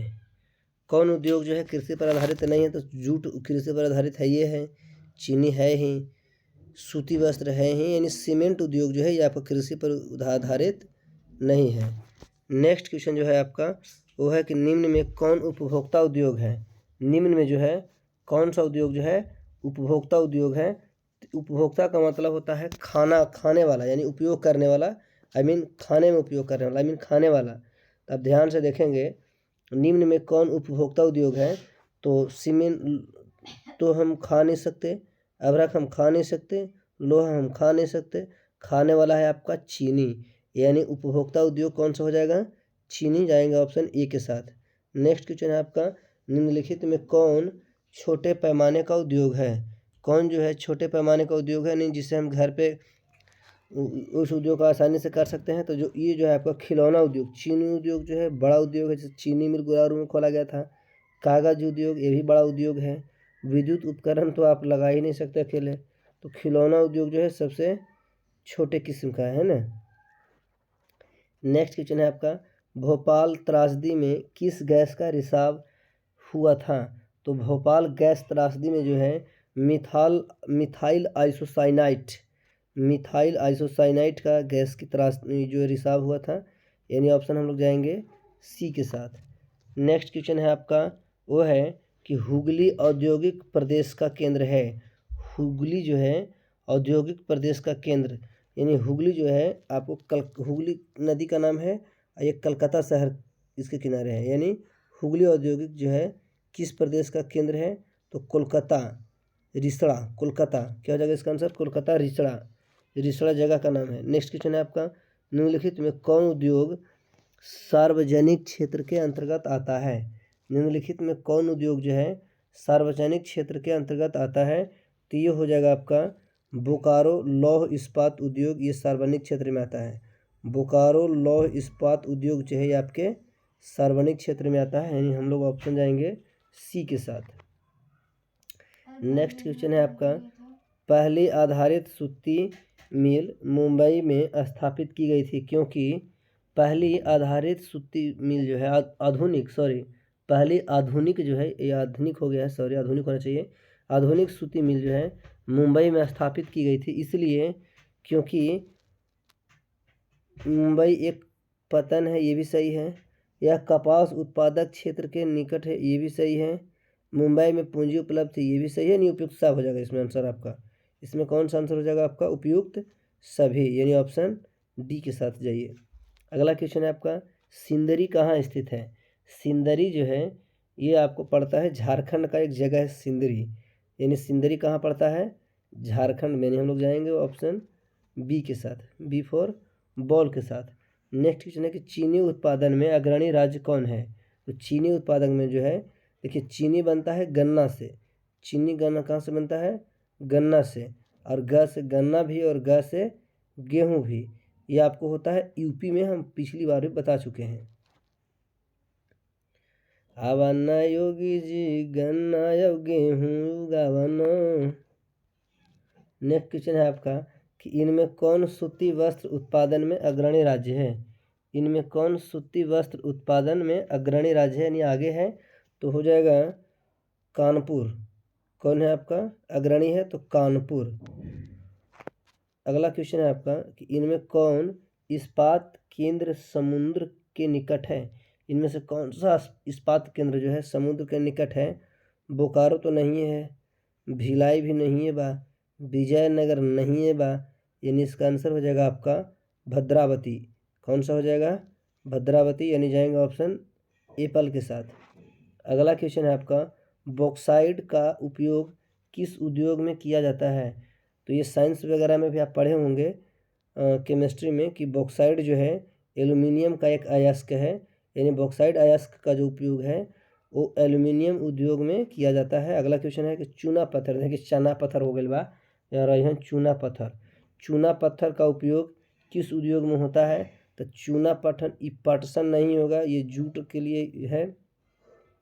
चीनी नहीं होगा, खेती है ये होता है। एल्यूमिनियम भी नहीं होगा, सीमेंट हो जाएगा आई थिंक। कौन सा इसका आंसर कन्फर्म है, इसका सीमेंट हो जाएगा। चूना पत्थर का उपयोग जो है किस उद्योग में किया जाता है, तो ये किया जाता है आपको सीमेंट में। किसके उद्योग में, सीमेंट के उद्योग में। भारत में जूट के कितने कारखाने हैं। तो हम आपको बता दें कि भारत में जो है जूट के सात को हम सूत बोल रहे हैं, जूट के सूत यानी सात समझिए, यानी 77 कारखाने हैं भारत में। जूट के टोटल 77 कारखाने हैं। कितने कारखाने हैं मेरे बंधु, 77। अगला क्वेश्चन है अंगोरा ऊन किस जानवर के रोए से बनाए जाते हैं। किस जानवर के रोए से बनाए जाते हैं, अंगोरा। तो अंगोरा ऊन जो है यह आपको खरगोश के ऊन से बनाए जाते हैं। खरगोश के रोए से, खरगोश के रोए से बनाया जाता है अंगोरा ऊन। पश्मीना ऊन जो है किस जानवर के रोए से बनाया जाता है, ये थोड़ा सा छूट गया है, रोए से बनाया जाता है। तो पश्मीना ऊन जो है ये आपको बनाया जाता है भेड़ के। किसके रुई से बनाया जाता है, भेड़ के, है ना। पश्मीना ऊन जो है ये आपके भेड़ के ऊन से बनाए जाते हैं। अगला क्वेश्चन है भारत में तांबा गलाने का आधुनिक कारखाना सबसे पहले कहाँ खुला था। तो भारत में जो है तांबा गलाने का आधुनिक कारखाना सबसे पहले घाटशिला में खोला गया था। कहाँ खोला गया था, घाटशिला में। अगला क्वेश्चन है आपका कि कहाँ का रेलवे वर्कशॉप एशिया का सबसे पुराना रेलवे वर्कशॉप है। तो कहाँ का रेलवे वर्कशॉप जो है एशिया का सबसे पुराना रेलवे वर्कशॉप है।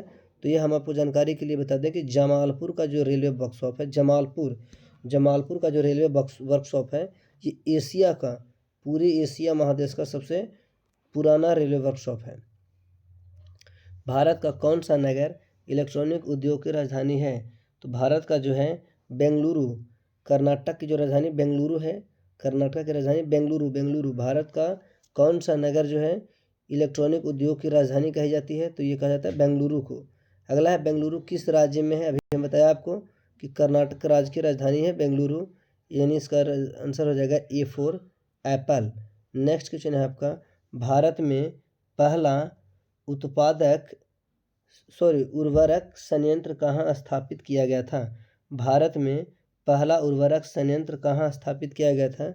तो ये हो जाएगा आपका आंसर रानीपेट में। कहाँ, रानीपेट में। कहाँ किया गया था, रानीपेट में, है ना, रानीपेट में, यानी जाएंगे ऑप्शन C4 कैट के साथ। अगला क्वेश्चन है आपका हिंदुस्तान एरोनॉटिक इंडिया लिमिटेड कहाँ स्थित है। हिंदुस्तान एरोनॉटिक इंडिया लिमिटेड जो है ये आपको बेंगलुरु में ही स्थित है। कहाँ स्थित है, बेंगलुरु में स्थित है। अगला है दम घोंटू गैस निम्नलिखित में किसे कहा जाता है। तो दम घोंटू गैस जो है ये कहा जाता है कार्बन मोनोऑक्साइड को, यानी CO को। किसे कहा जाता है, CO को कहा जाता है दम घोंटू गैस। दम घुटा मर जा, दम घोंटू गैस कहा जाता है कार्बन मोनोऑक्साइड यानी CO को। अगला क्वेश्चन है आपका सलेम किस राज्य में स्थित है।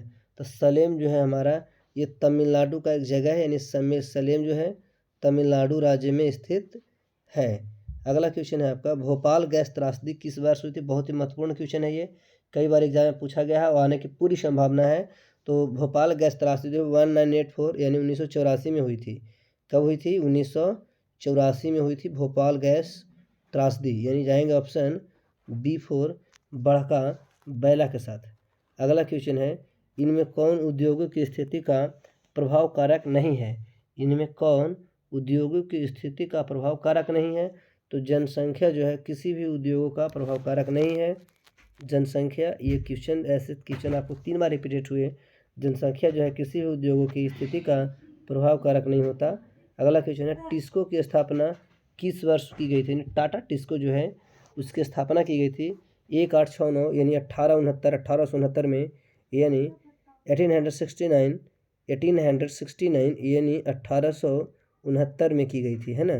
टाटा टिस्को की जो स्थापना किस वर्ष में की गई थी? 1869 ईस्वी सन में। अगला क्वेश्चन है, भारत में कॉटन पॉलिश किस नगर को कहा जाता है? बताइए, भारत में कॉटन पॉलिश किस नगर को कहा जाता है?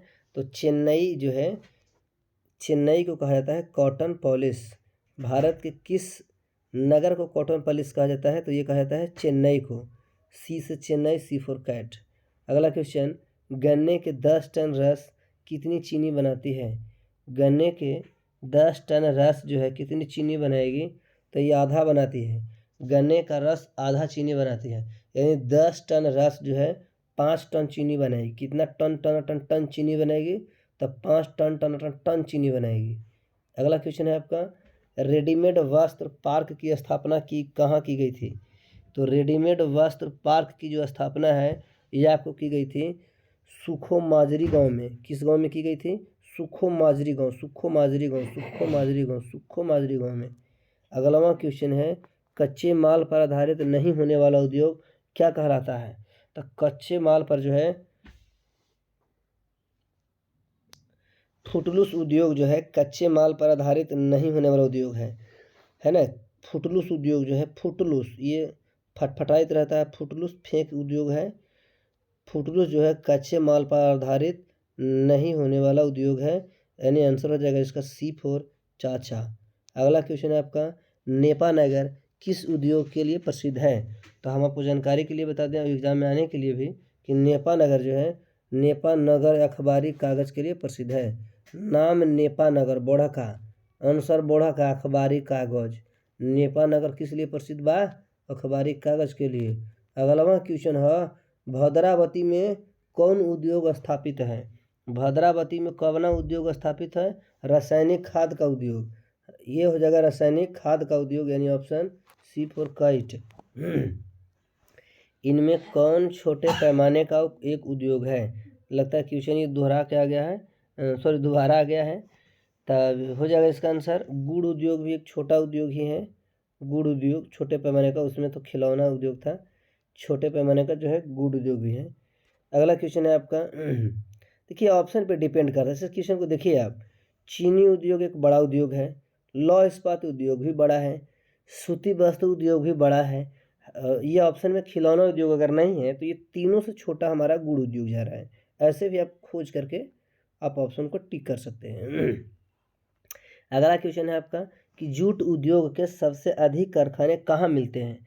तो बताइए, जूट उद्योग के सबसे अधिक कारखाने आपको मिलेंगे महानदी पर, कटक के किनारे, सॉरी महानदी जो है कटक में है, कटक जो है महानदी के किनारे है।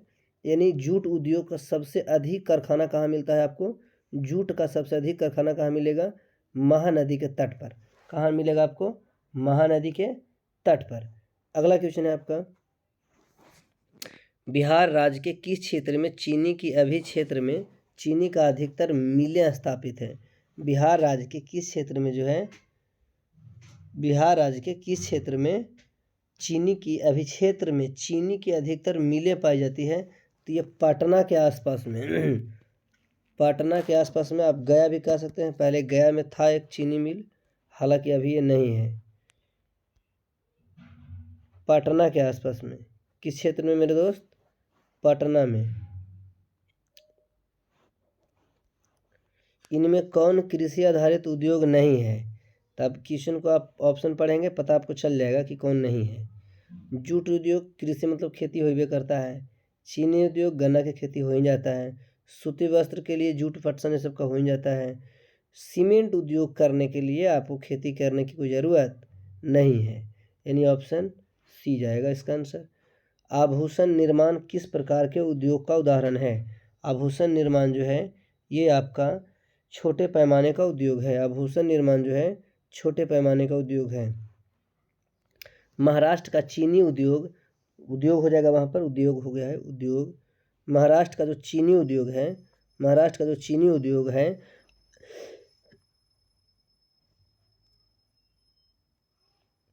महाराष्ट्र का चीनी उद्योग और गुजरात का अमूल उद्योग किस श्रेणी में आते हैं? तो महाराष्ट्र का जो चीनी उद्योग है और गुजरात का अमूल उद्योग जो है ये आपको निजी उद्योग में आते हैं, यानी अपने उद्योग में आते हैं, प्राइवेट उद्योग में आते हैं। किस राज्य में वस्त्र उद्योग के कारखाने नहीं पाए जाते हैं? नहीं हैं। तो आपका छत्तीसगढ़ एक ऐसा राज्य है जहां वस्त्र उद्योग का कोई भी कारखाना नहीं है। बताइए, मुंबई में पहली आधुनिक सूती वस्त्र मिल किस कारण स्थापित हुई थी? मुंबई में जो पहली आधुनिक सूती वस्त्र का जो मिल है किसके कारण स्थापित की गई थी? तो ये एक बार क्वेश्चन आई थिंक दोबारा आ गया। बंदरगाह की सुविधा के लिए, ये भी सही बात है। कपास निकट में उपलब्ध है, वहीं में सही बात है। पूंजी भी उपलब्ध है, सही बात है। यानी ऑल राइट हो जाएगा, इसमें सभी सही होंगे। अगला क्वेश्चन है आपका, हुगली औद्योगिक क्षेत्र का विस्तार है। तो हुगली औद्योगिक क्षेत्र का जो विस्तार है वो आपको हो जाएगा कोलकाता से लेकर के बांसबेरिया से बिगड़ा नगर तक, बांसबेरिया से बिड़ला नगर तक, बांसबेरिया से बिड़ला नगर तक, यानी ऑप्शन सी फॉर कैट। सार्वजनिक, सार्व हो जाएगा यहाँ पर, सार्वजनिक क्षेत्र के अंतर्गत शामिल कारखाना कौन है? सार्वजनिक क्षेत्र के अंतर्गत जो शामिल कारखाना है यह है आपका बोकारो का लौह इस्पात। बोकारो का जो लौह इस्पात है ये सार्वजनिक क्षेत्र के अंतर्गत आते हैं। अगला क्वेश्चन है, निम्नलिखित में कौन उपभोक्ता उद्योग है? उपभोक्ता उद्योग यानी खाने वाला उद्योग। डीजल नहीं, लोहा नहीं, विद्युत नहीं, चीनी जी सर। अगला, किस गैस के रिसाव से भोपाल गैस त्रासदी हुई थी? ये भी क्वेश्चन आ गया दोहरा करके, यानी दोबारा। मेथिल आइसोसाइनाइट, यानी option D for dog, D for doctor, methyl isocyanate है ना। नेक्स्ट क्वेश्चन है, भारत में आधुनिक औद्योगिक विकास का आरंभ किस उद्योग से हुआ है? भारत में जो है औद्योगिक विकास का प्रारंभ जो है वो हुआ है सूती वस्त्र उद्योग से। किस वस्त्र के उद्योग से हुआ? तो सूती वस्त्र के उद्योग से। किस उद्योग से? तो सूती वस्त्र के उद्योग से शुरुआत की गई थी। ये चैप्टर का महत्वपूर्ण प्रश्न आपका यहीं पे समाप्त होता है। अगला चैप्टर है आपका परिवहन, संचार एवं व्यापार। परिवहन, संचार एवं व्यापार। इसको जो है आप लोग चैनल को सब्सक्राइब कीजिए, लाइक कीजिए और शेयर भी करते रहिए। इससे फ़ायदा ये होगा कि सबसे पहले तो ये फालतू क्वेश्चन दिए ही नहीं गए हैं इसमें। आने वाला जो एग्ज़ाम है कल आपका एकदम फाड़ दीजिए, आप लोग गर्दा गर्दा उड़ा दीजिए, एकदम इसी में से प्रश्न आपको दिखेगा। टोटल प्रश्न इसी में से रहेंगे, एक भी प्रश्न बाहर से नहीं आने वाला है। जितना बनाना है कम से कम उतना तो आपको 50 प्रश्न 40 प्रश्न इसमें से रहेंगे ही। 80 प्रश्न आपको एग्जाम में पूछे जाएंगे और 40 आपको बनाने हैं। नेक्स्ट क्वेश्चन है आपका आता है अगला चैप्टर का, यानी परिवहन, संचार एवं व्यापार का।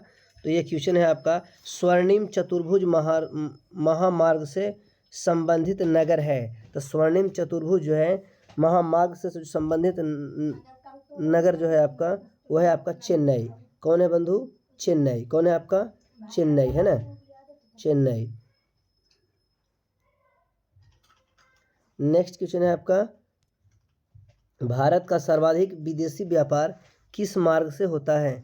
तो भारत का जो सर्वाधिक विदेशी व्यापार जो है वो होता है समुद्री मार्ग से। कहाँ से होता है मेरे दोस्त? समुद्री मार्ग से। यानी ऑप्शन जाएगा C4 कैट के साथ। सबसे अधिक जो है व्यापार है विदेशी वो होता है समुद्री मार्ग से।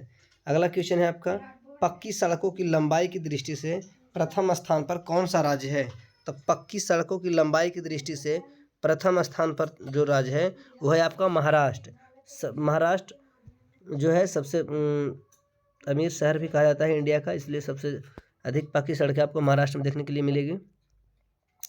नागपुर सड़क योजना के अंतर्गत सड़कों को कितनों भागों में बांटा गया है? तो नागपुर सड़क योजना के अंतर्गत जो है सड़कों को बांटा गया है 6 भागों में। कितने भागों में बांटा गया है मेरे दोस्त? 6 भागों में, यानी ऑप्शन जाएंगे B4 बॉल के साथ। भारत का कुल कितने डाक क्षेत्रों में बांटा गया है? तो भारत जो है, हमारा देश भारत जो है, इसको टोटल 8 डाक क्षेत्रों में बांटा गया। 8 डाक 8 डाक 8 डाक 8 डाक 8 डाक 8 डाक क्षेत्रों में भारत को टोटल बांटा गया है। ये आप कभी नहीं भूलेंगे। ऑप्शन डी फॉर डॉग के साथ जाएंगे। अगला क्वेश्चन है, देश में कितने विशेष आर्थिक क्षेत्र विकसित हैं? तो हमारे देश यानी भारत में जो है 10 विशेष 10 विशेष अंत में 10 विशेष आर्थिक क्षेत्र जो है आपके विकसित हैं भारत में। अगला क्वेश्चन है आपका, स्वतंत्रता प्राप्ति के समय देश में सड़कों की कुल लंबाई कितनी थी? जिस समय स्वतंत्रता प्राप्ति हुई थी यानी 1947 में, तो 1947 के आसपास जो है भारत में जो है सड़कों की कुल लंबाई, कुल लंबाई नहीं, कुल लंबाई होनी चाहिए थी, कुल लंबाई कितनी थी? तो ये हो जाएगा आपको 2.25 लाख के आसपास कह सकते हैं, यानी 1.46 लाख किलोमीटर। ऑप्शन बी, उतना नहीं था, इतना भी नहीं था, इतना ज़्यादा नहीं था, बहुत कम था, यानी 1.46 लाख किलोमीटर। ऑप्शन जाएंगे बी फॉर बउला के साथ है। अगला क्वेश्चन है आपका, निम्नांकित से कौन सड़कों का एक वर्ग नहीं है? निम्न में से कौन सड़कों का एक वर्ग नहीं है? तो इसमें सीमांत सड़कें जो है सड़क का एक वर्ग नहीं है। पूर्व पश्चिम लहरिया गलियारा ये सड़क का वर्ग है। एक्सप्रेस वे ये भी एक तरह का सड़क होता है। स्वर्णिम त्रिभुज राजमार्ग ये भी सड़क का एक वर्ग है। जबकि सीमांत सड़कें ये सड़क का कोई प्रकार नहीं है, टाइप नहीं है। ये क्वेश्चन आपके बीच में आता है, भारत के किन शहरों में मेट्रो रेल सेवा उपलब्ध है? भारत के जो है किन शहरों में मेट्रो रेल सेवा उपलब्ध है? तभी आप कोलकाता एवं दिल्ली में, कोलकाता एवं दिल्ली में। प्रश्न है आपका, भारत के किन शहरों में मेट्रो रेल सेवा उपलब्ध है? तो आंसर हो जाएगा आपका कोलकाता एवं दिल्ली में। कहाँ में हो जाएगा? कोलकाता एवं दिल्ली में। वर्तमान में पटना में बनाए जा रहे हैं। किस वर्ष इंडियन एयरलाइंस को इंडियन नाम दिया गया? किस वर्ष जो है इंडियन एयरलाइंस को इंडियन नाम दिया गया? 2005 में, 2005 में। Option D for dog. अगला क्वेश्चन है, एन्नोर पतन किस राज्य में स्थित है? एन्नोर पतन जो है हमारा तमिलनाडु में स्थित है। एन्नोर पतन तमिलनाडु में स्थित है। एन्नोर पतन कहाँ में स्थित है? तमिलनाडु में स्थित है। अगला क्वेश्चन है, फाल्टा विशेष आर्थिक क्षेत्र कहाँ स्थित है? फाल्टा विशेष आर्थिक क्षेत्र जो है आपका पश्चिम बंगाल में स्थित है। कहाँ में स्थित है? पश्चिम बंगाल में। अगला क्वेश्चन है आपका, भारतीय अंतर्देशीय जलमार्ग प्राधिकरण का गठन किस वर्ष किया गया था? तो भारतीय अंतर्देशीय जलमार्ग प्राधिकरण जो है यह किया गया था हमारा 1986 में। कब किया गया था बंधु? 1986 में, यानी ऑप्शन ए फॉर एप्पल के साथ जाएंगे हम लोग। अगला क्वेश्चन है आपका, देश में दूरदर्शन सेवा का आरंभ कब हुआ था? तो हमारे देश में जो दूरदर्शन सेवा का जो प्रारंभ किया गया था 1959 में किया गया था। 1959 में, यानी 1959 में किया गया था। दूरदर्शन का आरंभ कब किया गया था? 1959 में किया गया था, है ना। नेक्स्ट क्वेश्चन है आपका, ऑल इंडिया रेडियो का नाम बदलकर आकाशवाणी किस वर्ष किया गया था? ऑल इंडिया रेडियो का नाम बदल करके आकाशवाणी जो बोलता है रेडियो पर, आकाशवाणी पटना, जो आकाशवाणी किस वर्ष किया गया था? तो ये आकाशवाणी जो किया गया था नाम बदल करके, वो किया गया था 1957 में। कब किया गया था? 1957 में, है ना। यानी जाएंगे ऑप्शन ए फॉर एप्पल के साथ, है ना। अगला क्वेश्चन है आपका, भारत में डाक क्षेत्रों को कुल कितने डाक संख्या कितनी है? तो भारत में जो है डाक संख्या तो बताइए कि क्वेश्चन दोहरा करके आ गया, यानी 8 डाक 8 डाक को कितने भाग में बांटा गया? 8 भाग में। D for dog. Next question है आपका, भारतीय अंतर्देशीय जलमार्ग प्राधिकरण किस वर्ष अस्तित्व में आया? तो ये आया था आपको 1986 में अस्तित्व में आ गया था, 1986 में। हालांकि क्वेश्चन बहुत कम पूछा गया है। अगला क्वेश्चन है, भारत में कितने आकाशवाणी केंद्र हैं? भारत में टोटल कितने आकाशवाणी केंद्र हैं? बहुते हैं, 200 है। भारत में टोटल कितने आकाशवाणी केंद्र बंधु? 200, यानी सी फॉर कैट। अगला क्वेश्चन है, भारत में टेलीफोन सेवाएं कब प्रारंभ हुई थी? भारत में हेलो जी जो टेलीफोन सेवाएं हैं वो 1881 में स्टार्ट हुई थी। कब स्टार्ट हुई थी? हाय हेलो करने के लिए 1881 ईस्वी में।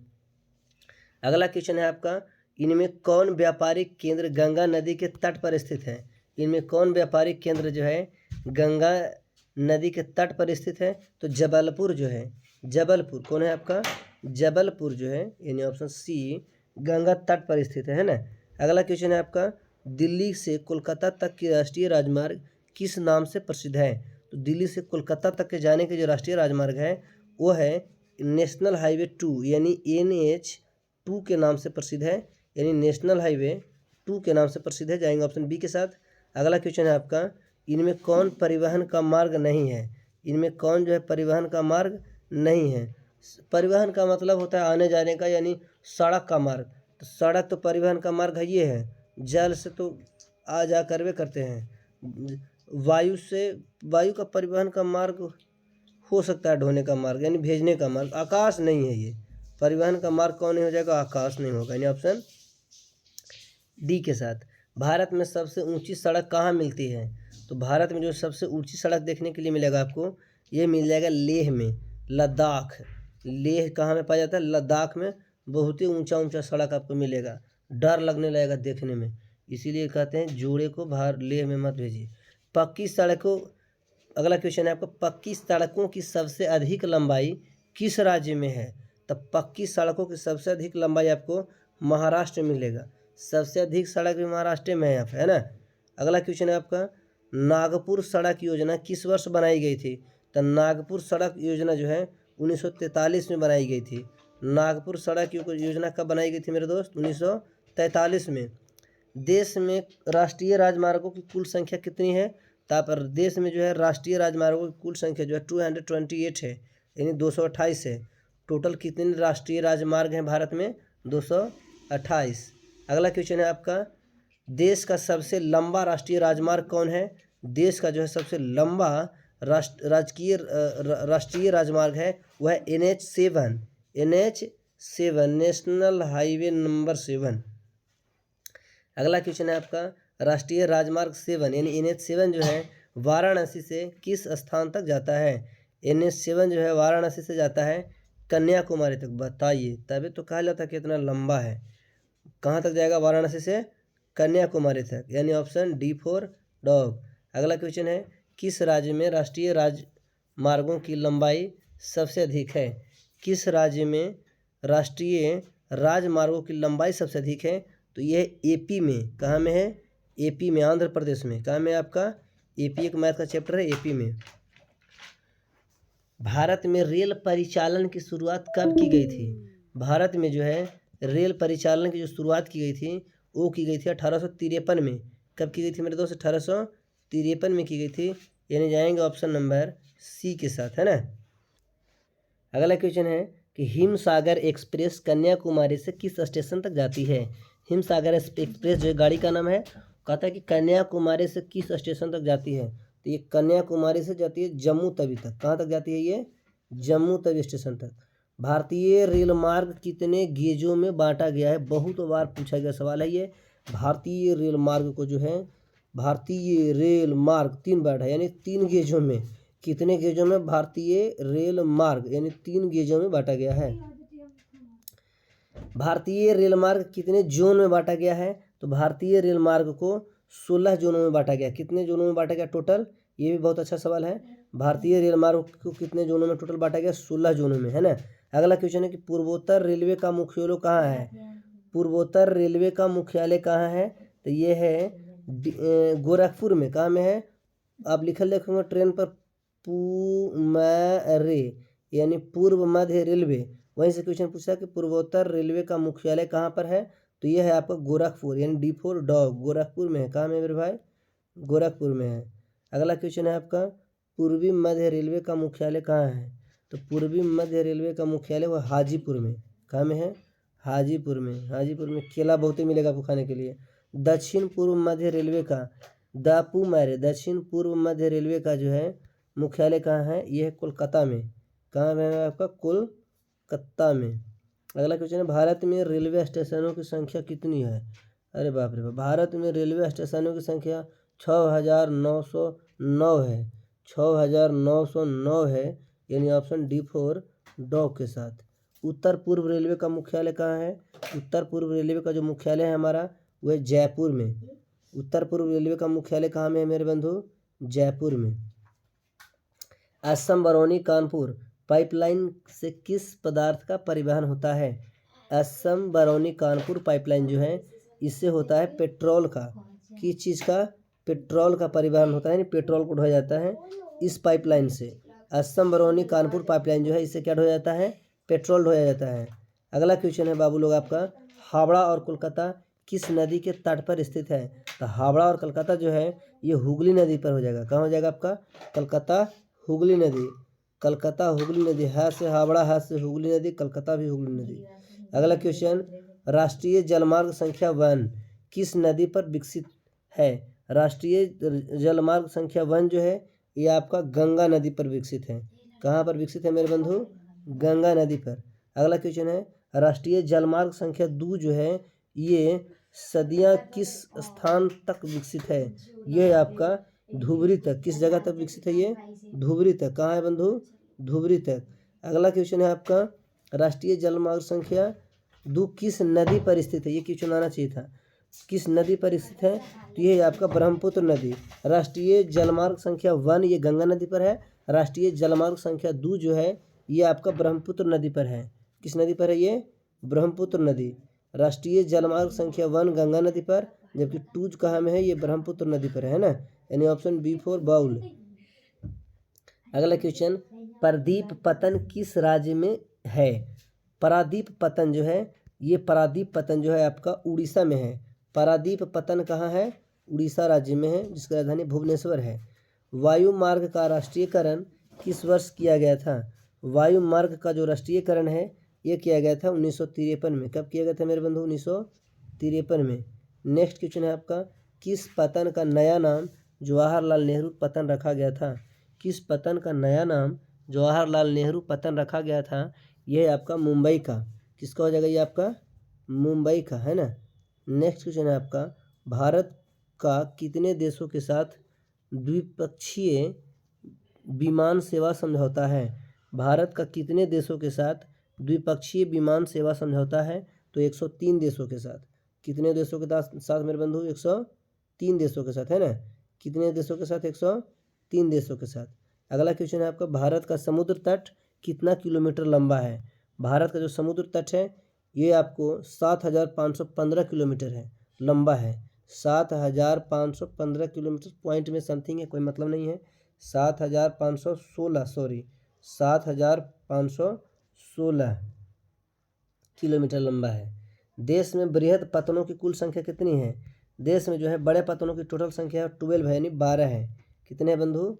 12 है, यानी डी फॉर डॉग हो जाएगा इसका आंसर, है ना। अगला क्वेश्चन है आपका, कांडला पतन किस राज्य में है? कांडला पतन जो है ये आपका गुजरात में पड़ता है। कहाँ पड़ता है? गुजरात में। अगला क्वेश्चन है आपका कि नहावशेषा पतन किस राज्य में बनाया गया है? नहावशेषा पतन जो है ये आपको बनाया गया है महाराष्ट्र में। कहाँ बनाया गया है? नहावशेषा पतन महाराष्ट्र में। अगला क्वेश्चन है, मार्मगांव पतन किस का विकास किस राज्य में हुआ? तो मार्मगांव पतन जो है इसका विकास हुआ है आपका गोवा में। गांव का पतन गोवा में हुआ है। गांव का पतन गोवा में हुआ है। अगला क्वेश्चन, भारत के अंतर्राष्ट्रीय व्यापार के कितने प्रतिशत माल का परिवहन सफर मार्ग से होता है? सफर मार्ग से, तो ये हो जाएगा आपका डी, सबसे अधिक, यानी 95% मार्ग सफर मार्ग से होता है। अगला क्वेश्चन है आपका, हजीरा विजयनगर जगदीशपुर पाइपलाइन से किस पदार्थ का परिवहन किया जाता है?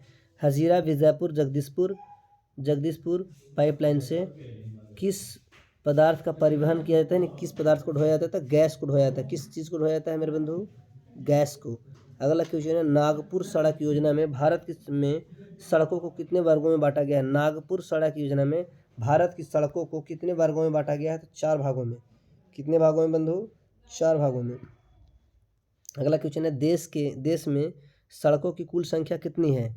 तो देश में सड़कों की जो कुल संख्या है यह है आपका 33 लाख किलोमीटर। कुल लंबाई कितनी है? सॉरी, तो यह 33 लाख किलोमीटर, यानी ऑप्शन सी के साथ जाएंगे। ऑप्शन सी के साथ चलेंगे हम लोग, 33 लाख किलोमीटर, यानी ऑप्शन ये क्वेश्चन दोबारा है, पीछे भी आया था। राष्ट्रीय राजमार्ग की कुल लंबाई देश में कितनी है? राष्ट्रीय राजमार्ग की कुल लंबाई जो है देश में 66,590 किलोमीटर है। कितना है बंधु? 66,590 किलोमीटर है।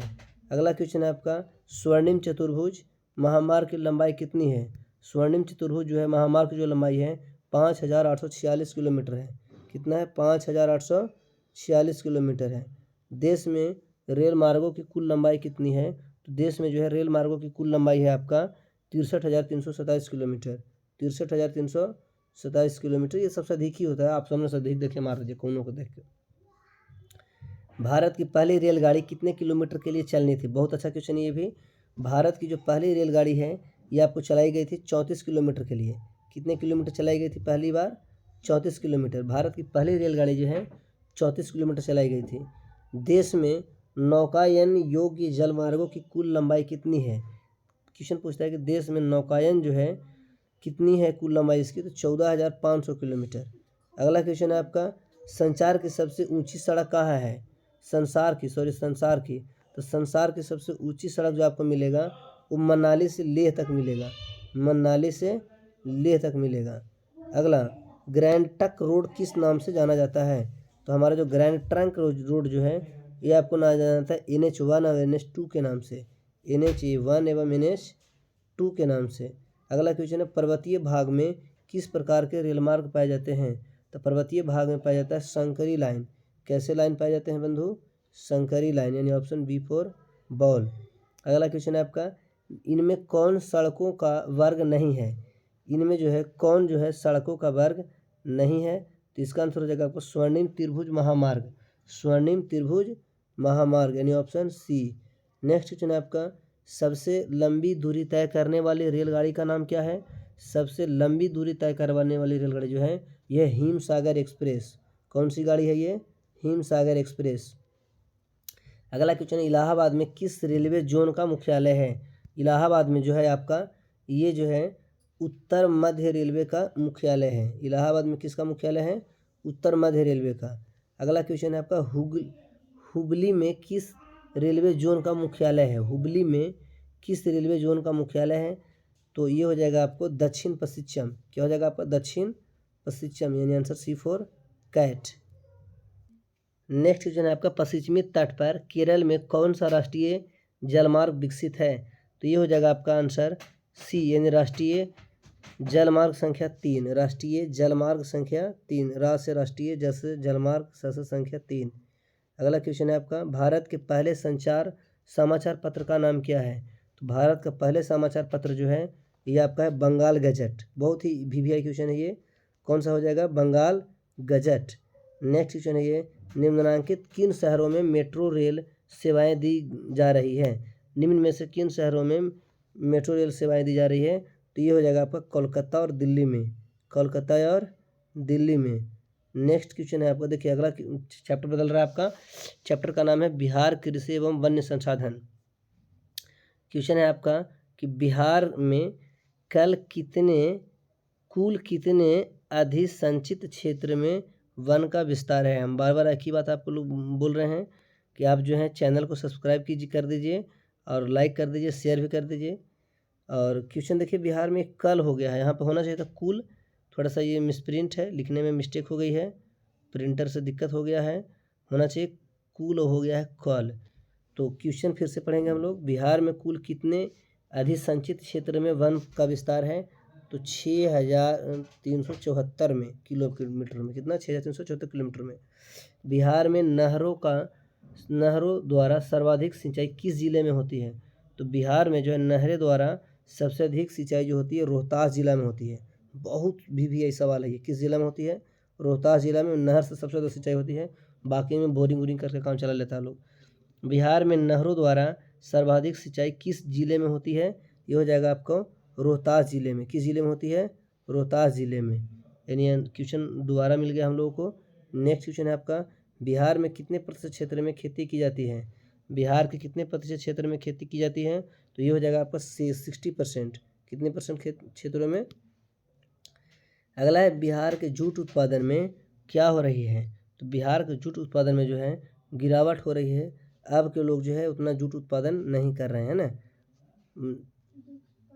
संजय गांधी जैविक उद्यान किस नगर में स्थित है? बहुत ही इम्पोर्टेंट क्वेश्चन है। संजय गांधी जैविक उद्यान जो है आपका ये पटना में है। संजय गांधी जैविक उद्यान कहाँ में स्थित है मेरे बंधु? पटना में, यानी C4 कैट। अगला है कोसी नदी घाटी परियोजना का प्रारंभ कब हुआ था?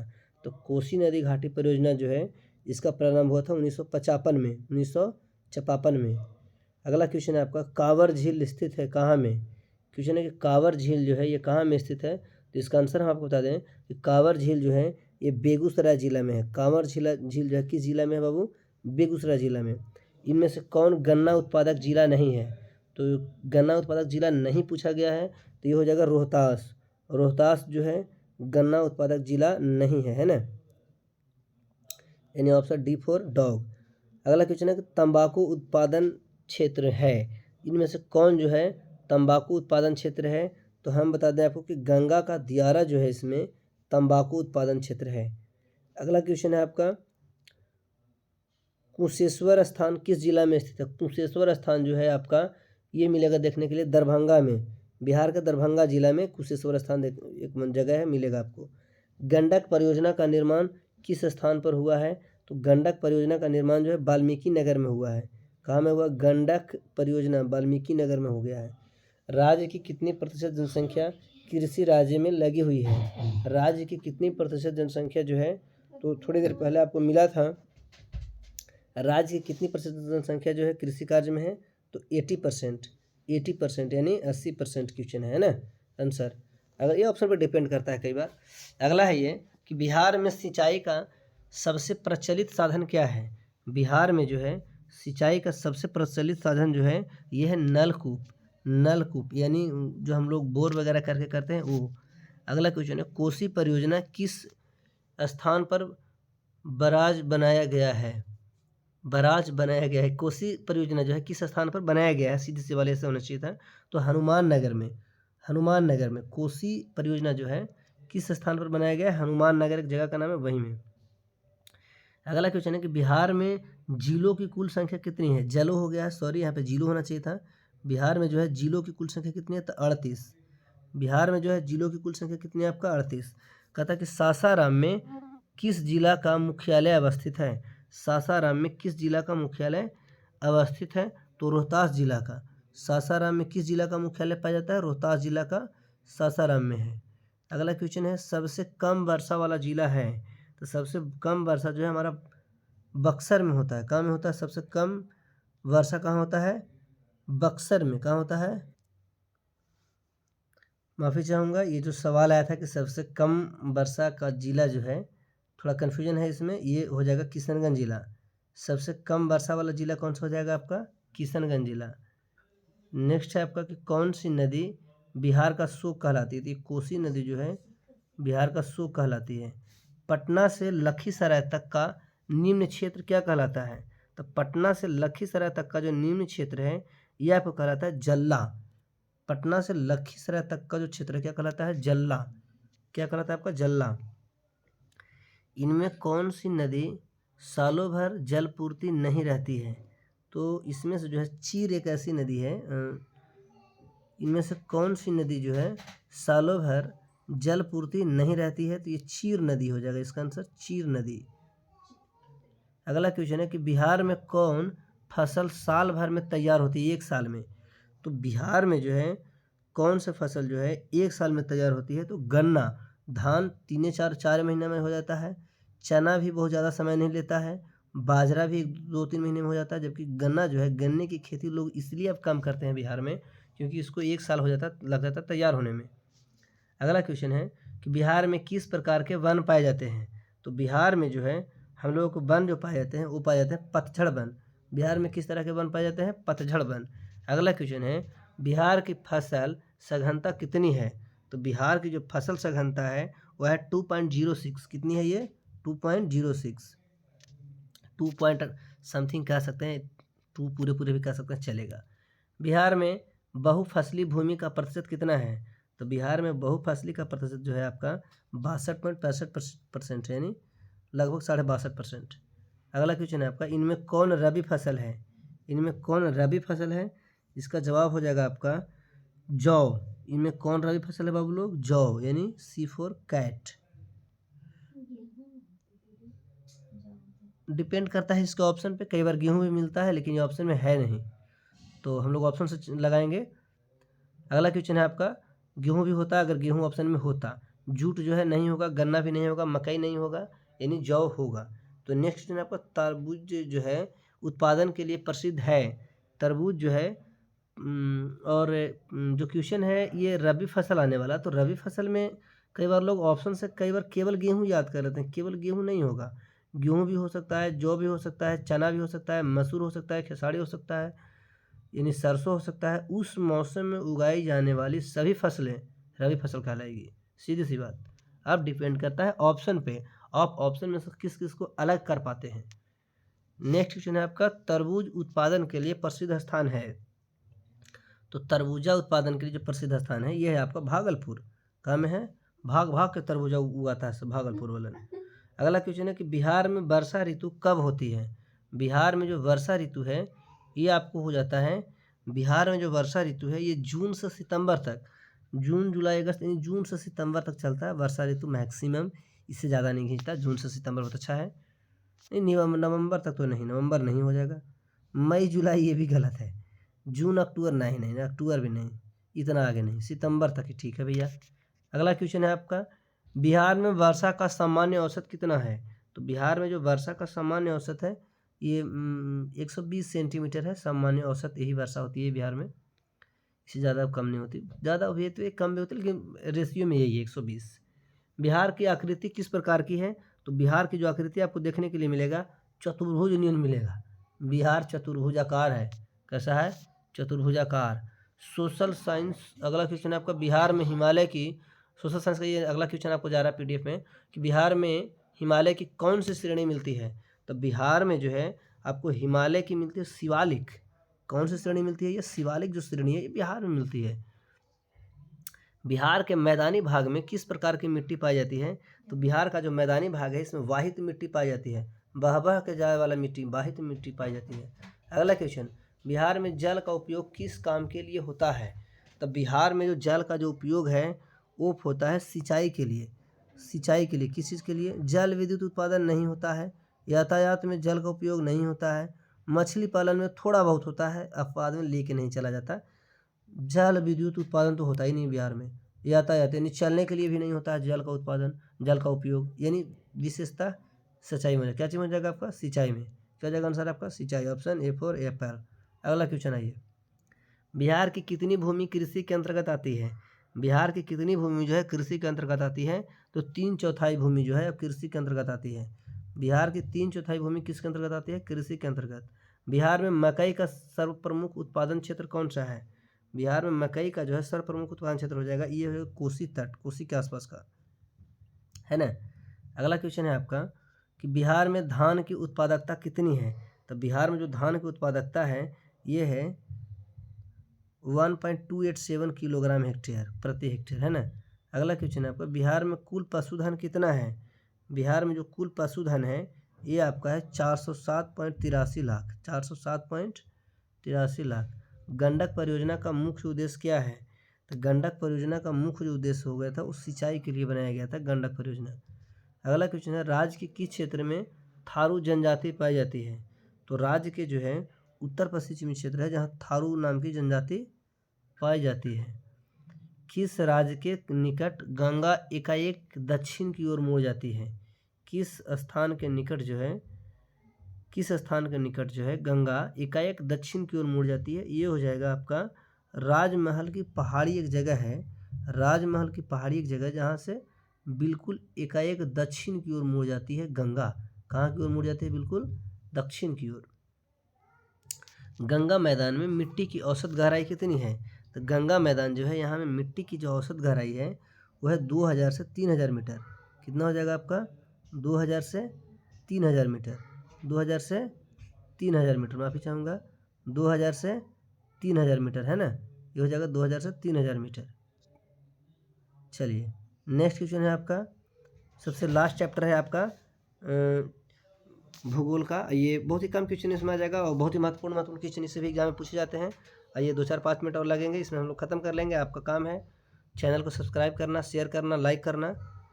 क्वेश्चन है कि पर्वतीय छायाकरण विधि में भू आकृतियों पर किस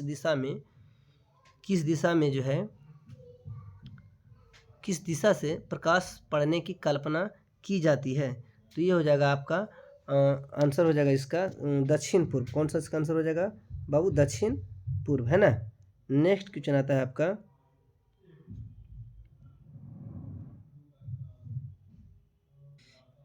उचावच प्रदर्शन के लिए हैसियर विधि का विकास किसने किया था? तो ये आंसर हो जाएगा लेहमान ने। किसने किया था? बहुत ही महत्वपूर्ण क्वेश्चन, लेहमान ने। अगला है कि तल चिन्ह की सहायता से किसी स्थान विशेष की मापी गई ऊंचाई को क्या कहते हैं? तो तल चिन्ह की सहायता से जो ऊंचाई मापी जाती है उसको हम लोग कहते हैं स्थानिक ऊंचाई। क्या कहते हैं? स्थानिक ऊंचाई। जब आप लोग को टेस्ट लिया गया था तो उसमें ये सब क्वेश्चन दिया गया था। ये बहुत ही महत्वपूर्ण क्वेश्चन है। और है क्वेश्चन अगला कि अस्तर रजन विधि के अंतर्गत मानचित्रों में नीले रंग से किस भाग को दिखाया गया है? तो नीले रंग से दिखाया जाता है जल को। मानचित्र में देखेंगे आप नीला रंग, वहाँ समझिए कि पानी ही पानी है। तो पानियों सा पानी ही पानी है। जब समोच्च रेखाएं सकेंद्रीय वृत्ताकार हो जिनके बीच की समोच्च रेखा अधिक ऊंचाई प्रदर्शित करती हो तब इसकी किस प्रकार की भू आकृतियाँ का अनुमान लगाया जाता है? ये हो जाएगा पहाड़ का। किस चीज़ का अनुमान लगाया जाता है? पहाड़ का। आप प्राकृतिक मानचित्र में मरुभूमि को किस रंग से दिखाया जाता है? तो पीले रंग से। मरुभूमि ने राजस्थान में जो मरुस्थल भूमि जो है उसको दिखाया जाता है पीले रंग से। किस तरीके के रंग से दिखाया जाता है? पीले रंग से। ये देखिए, ये ऐसे ऐसे मानचित्र में जहाँ कलर है पीला रंग, वो समझिए यहाँ मरुस्थल भूमि है। नेक्स्ट क्वेश्चन है आपका किस स्थलाकृति को प्रदर्शित करने के लिए किस स्थलाकृति को प्रदर्शित करने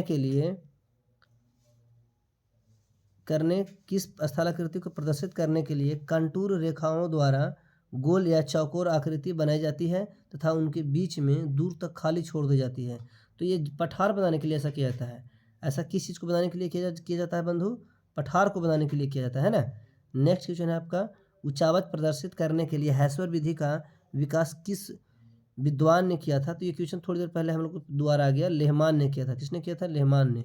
अस्तर रंजन विधि के अंतर्गत नीले रंग से किस स्थलाकृति को दिखाया जाता है? तो ये जलीय भाग को नीले रंग से, देखिए क्वेश्चन को बदल के दे रहा है। नीला रंग से किसे दिखाया गया? जल को। बात खत्म। नेक्स्ट क्वेश्चन पृथ्वी पर पाई जाने वाली भू आकृतियों में इनमें से क्या नहीं होता है? पृथ्वी पर पाई जाने वाली भू आकृतियों में इनमें से क्या नहीं होता है? लंबाई होइबे करता है, चौड़ाई होइबे करता है, मोटाई होइबे करता है। गहराई को आप नहीं दिखा सकते।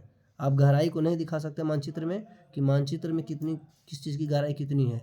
नेक्स्ट क्वेश्चन हैसर विधि से में अधिक ढालुओं वाला भाग कैसा दिखता है? काला। अधिक ढालू वाला भाग कैसा दिखेगा? काला। अस्तर रंजन विधि के अंतर्गत हल्के कत्थई रंग से किस स्थलाकृति कत्था रंग से दिखाया था? पर्वत को हल्का कत्थे रंग से। पर्वत को किस रंग से दिखाया जाता है? हल्के कत्थे रंग से, है ना। नेक्स्ट क्वेश्चन है आपका अस्तर रंजन विधि के काला बर्फीले क्षेत्र को किस रंग से दिखाया था? तब आप मानचित्र उठा लीजिए और जहाँ पर बर्फीले क्षेत्र है, जहाँ पर जो है सफ़ेद आपको दिखेगा, बर्फ़ सफ़ेद होता है, यानी जहाँ का सफ़ेद है समझिए बर्फ़ का एरिया है, बर्फ़ सफ़ेद होता ही है। समुद्र की जल की सतह सभी जगह कैसी होती है? तो समुद्र की जल की सतह जो है सभी जगह बराबर दिखेगी आपको, एकदम नहीं ऊंचा नीचा दिखाई देगा आपको। बीएम किसे प्रदर्शित करता है? बीएम प्रदर्शित करता है तल चिन्ह को, बी को। अगला क्वेश्चन है आपका समोच्च रेखा द्वारा क्या प्रस्तुत किया जाता है? तो समोच्च रेखा द्वारा उचावच प्रस्तुत की जाती है। नेक्स्ट क्वेश्चन है इनमें उचावच प्रदर्शन की सर्वोच्च विधि कौन सी मानी जाती है? तो ये है कंटूर या समोच्च रेखा। कौन सी रेखा है? समोच्च रेखा। खड़ी ढाल को दिखाने समोच्च रेखाएं में कहाँ बनाई जाती है? खड़ी ढाल की जो है दिखाने के लिए समोच्च रेखाएं कहाँ बनाई जाती है? तो ये बनाई जाती है पास भी नहीं बनाई जाती, दूर दूर भी नहीं बनाई जाती है। ये कन्फ्यूजन है, इसको आप लोग अगर देखेंगे थोड़ा इसका ऑप्शन छूटा हुआ भी है, अभी इसको छोड़ के हम लोग चलेंगे, देखेंगे, कमेंट में आप उसका आंसर दीजिए। नेक्स्ट क्वेश्चन है आपका ऊपर नीचे यदि समोच्च रेखाएं, और उस ऑप्शन होनी चाहिए थी। अगला क्वेश्चन है 19 नंबर, ऊपर नीचे यदि समोच्च रेखाएं दूर दूर बनाई जाती है तब इससे किस भू आकृति का प्रदर्शन होता है? इससे होता है मंद ढाल का, यानी धीरे धीरे जो ढाल है उसे दिखाया जाता है ऊपर नीचे समोच्च रेखाएं करके। पर्वतीय छायाकरण द्वारा ऊंचावत प्रदर्शित करने के लिए भू आकृतियों द्वारा किस दिशा से प्रकाश पड़ने की कल्पना की जाती है? तो ये की जाती है आपकी उत्तर पश्चिम दिशा से। किस दिशा से बाबू? उत्तर पश्चिम दिशा से। अगला क्वेश्चन है, पर्वतीय देशों के ऊंचावच को किस विधि द्वारा प्रभावशाली ढंग से दिखाया जाना अच्छा होता है? अगर आपको पर्वतीय देशों को ऊंचावच के रूप में दिखाना है तो ये आपको दिखाना पड़ेगा पर्वतीय छायाकरण से। नेक्स्ट क्वेश्चन है आपका, जब भूमि की ढाल को छोटी छोटी और सटी हुई रेखाओं से दर्शाया जाता है तब उसे क्या कहा जाता है? उसे कहते हैं हेसियर विधि। जिस विधि में भूमि की ढाल को छोटी रेखाओं और सटी रेखाओं से दिखाया जाएगा उस विधि को बोलते हैं हेसियर विधि, जिसकी खोज लेहमान ने की थी, लेहमान ने। नेक्स्ट क्वेश्चन है आपका, आकार की समोच्च रेखाएं किस स्थलाकृति के प्रदर्शन के लिए खींची जाती है? तो ये बाहुकूट के लिए खींची जाती है। अगला क्वेश्चन है आपका, छोटी महीन एवं खंडित रेखाओं को ढाल की प्रदर्शित करने के लिए खिंचाकर ऊंचावच प्रदर्शन की विधि को क्या कहते हैं? तो उसे बोलते हैं हेसियर विधि। इसकी खोज की थी लेहमान ने। किसने की थी? लेहमान ने। छोटी मापनी के मानचित्र को ऊंचावच प्रदर्शित करने के लिए छोटी मानचित्र को मापनी के मानचित्र को ऊंचावच प्रदर्शित करने के लिए किस प्रकार के किस विधि का सहारा लेना उपयुक्त होता है? तो ये होता है आपका पर्वतीय छायाकरण विधि का, है ना।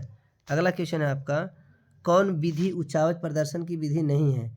हम आपको बता दें कि अंक विधि ऊंचावच प्रदर्शन की विधि नहीं है। अगला क्वेश्चन है, तल चिन्ह के संदर्भ में किस स्थान की मापी गई ऊंचाई को किसी स्थान की मापी गई ऊंचाई को क्या कहा जाता है? तो स्थानीय की ऊंचाई। ये क्वेश्चन रिपीटेड है। इसी क्वेश्चन के साथ हमारा ये सेशन समाप्त होता है। बहुत बहुत धन्यवाद आप लोगों को ध्यान से इस सेशन को देखने के लिए। आप चैनल को सब्सक्राइब कर लीजिए और शेयर कर लीजिए, शेयर कर दीजिए अपने दोस्तों के बीच और लाइक भी कर दीजिए। और मैट्रिक एग्ज़ाम के बाद अगर कोई आपके भाई बंधु होंगे जो 9th 10th का फ्री में तैयारी करना चाहते हैं ऑनलाइन, तो उनके लिए हम बैच लेकर के आ रहे हैं, बिल्कुल फ्री में बैच रहेगा उसका। और यूट्यूब पे पढ़ाई जाएगी, है ना। उसमें सारा सब्जेक्ट पढ़ाया जाएगा, सारा विषय, जिसमें बेहतरीन ढंग से, बहुत ही बेहतरीन ढंग से, एकदम भारी भारी जो सब्जेक्ट होते हैं टफ उसे बहुत ही आसान तरीके से पढ़ाया जाएगा। बहुत बहुत धन्यवाद।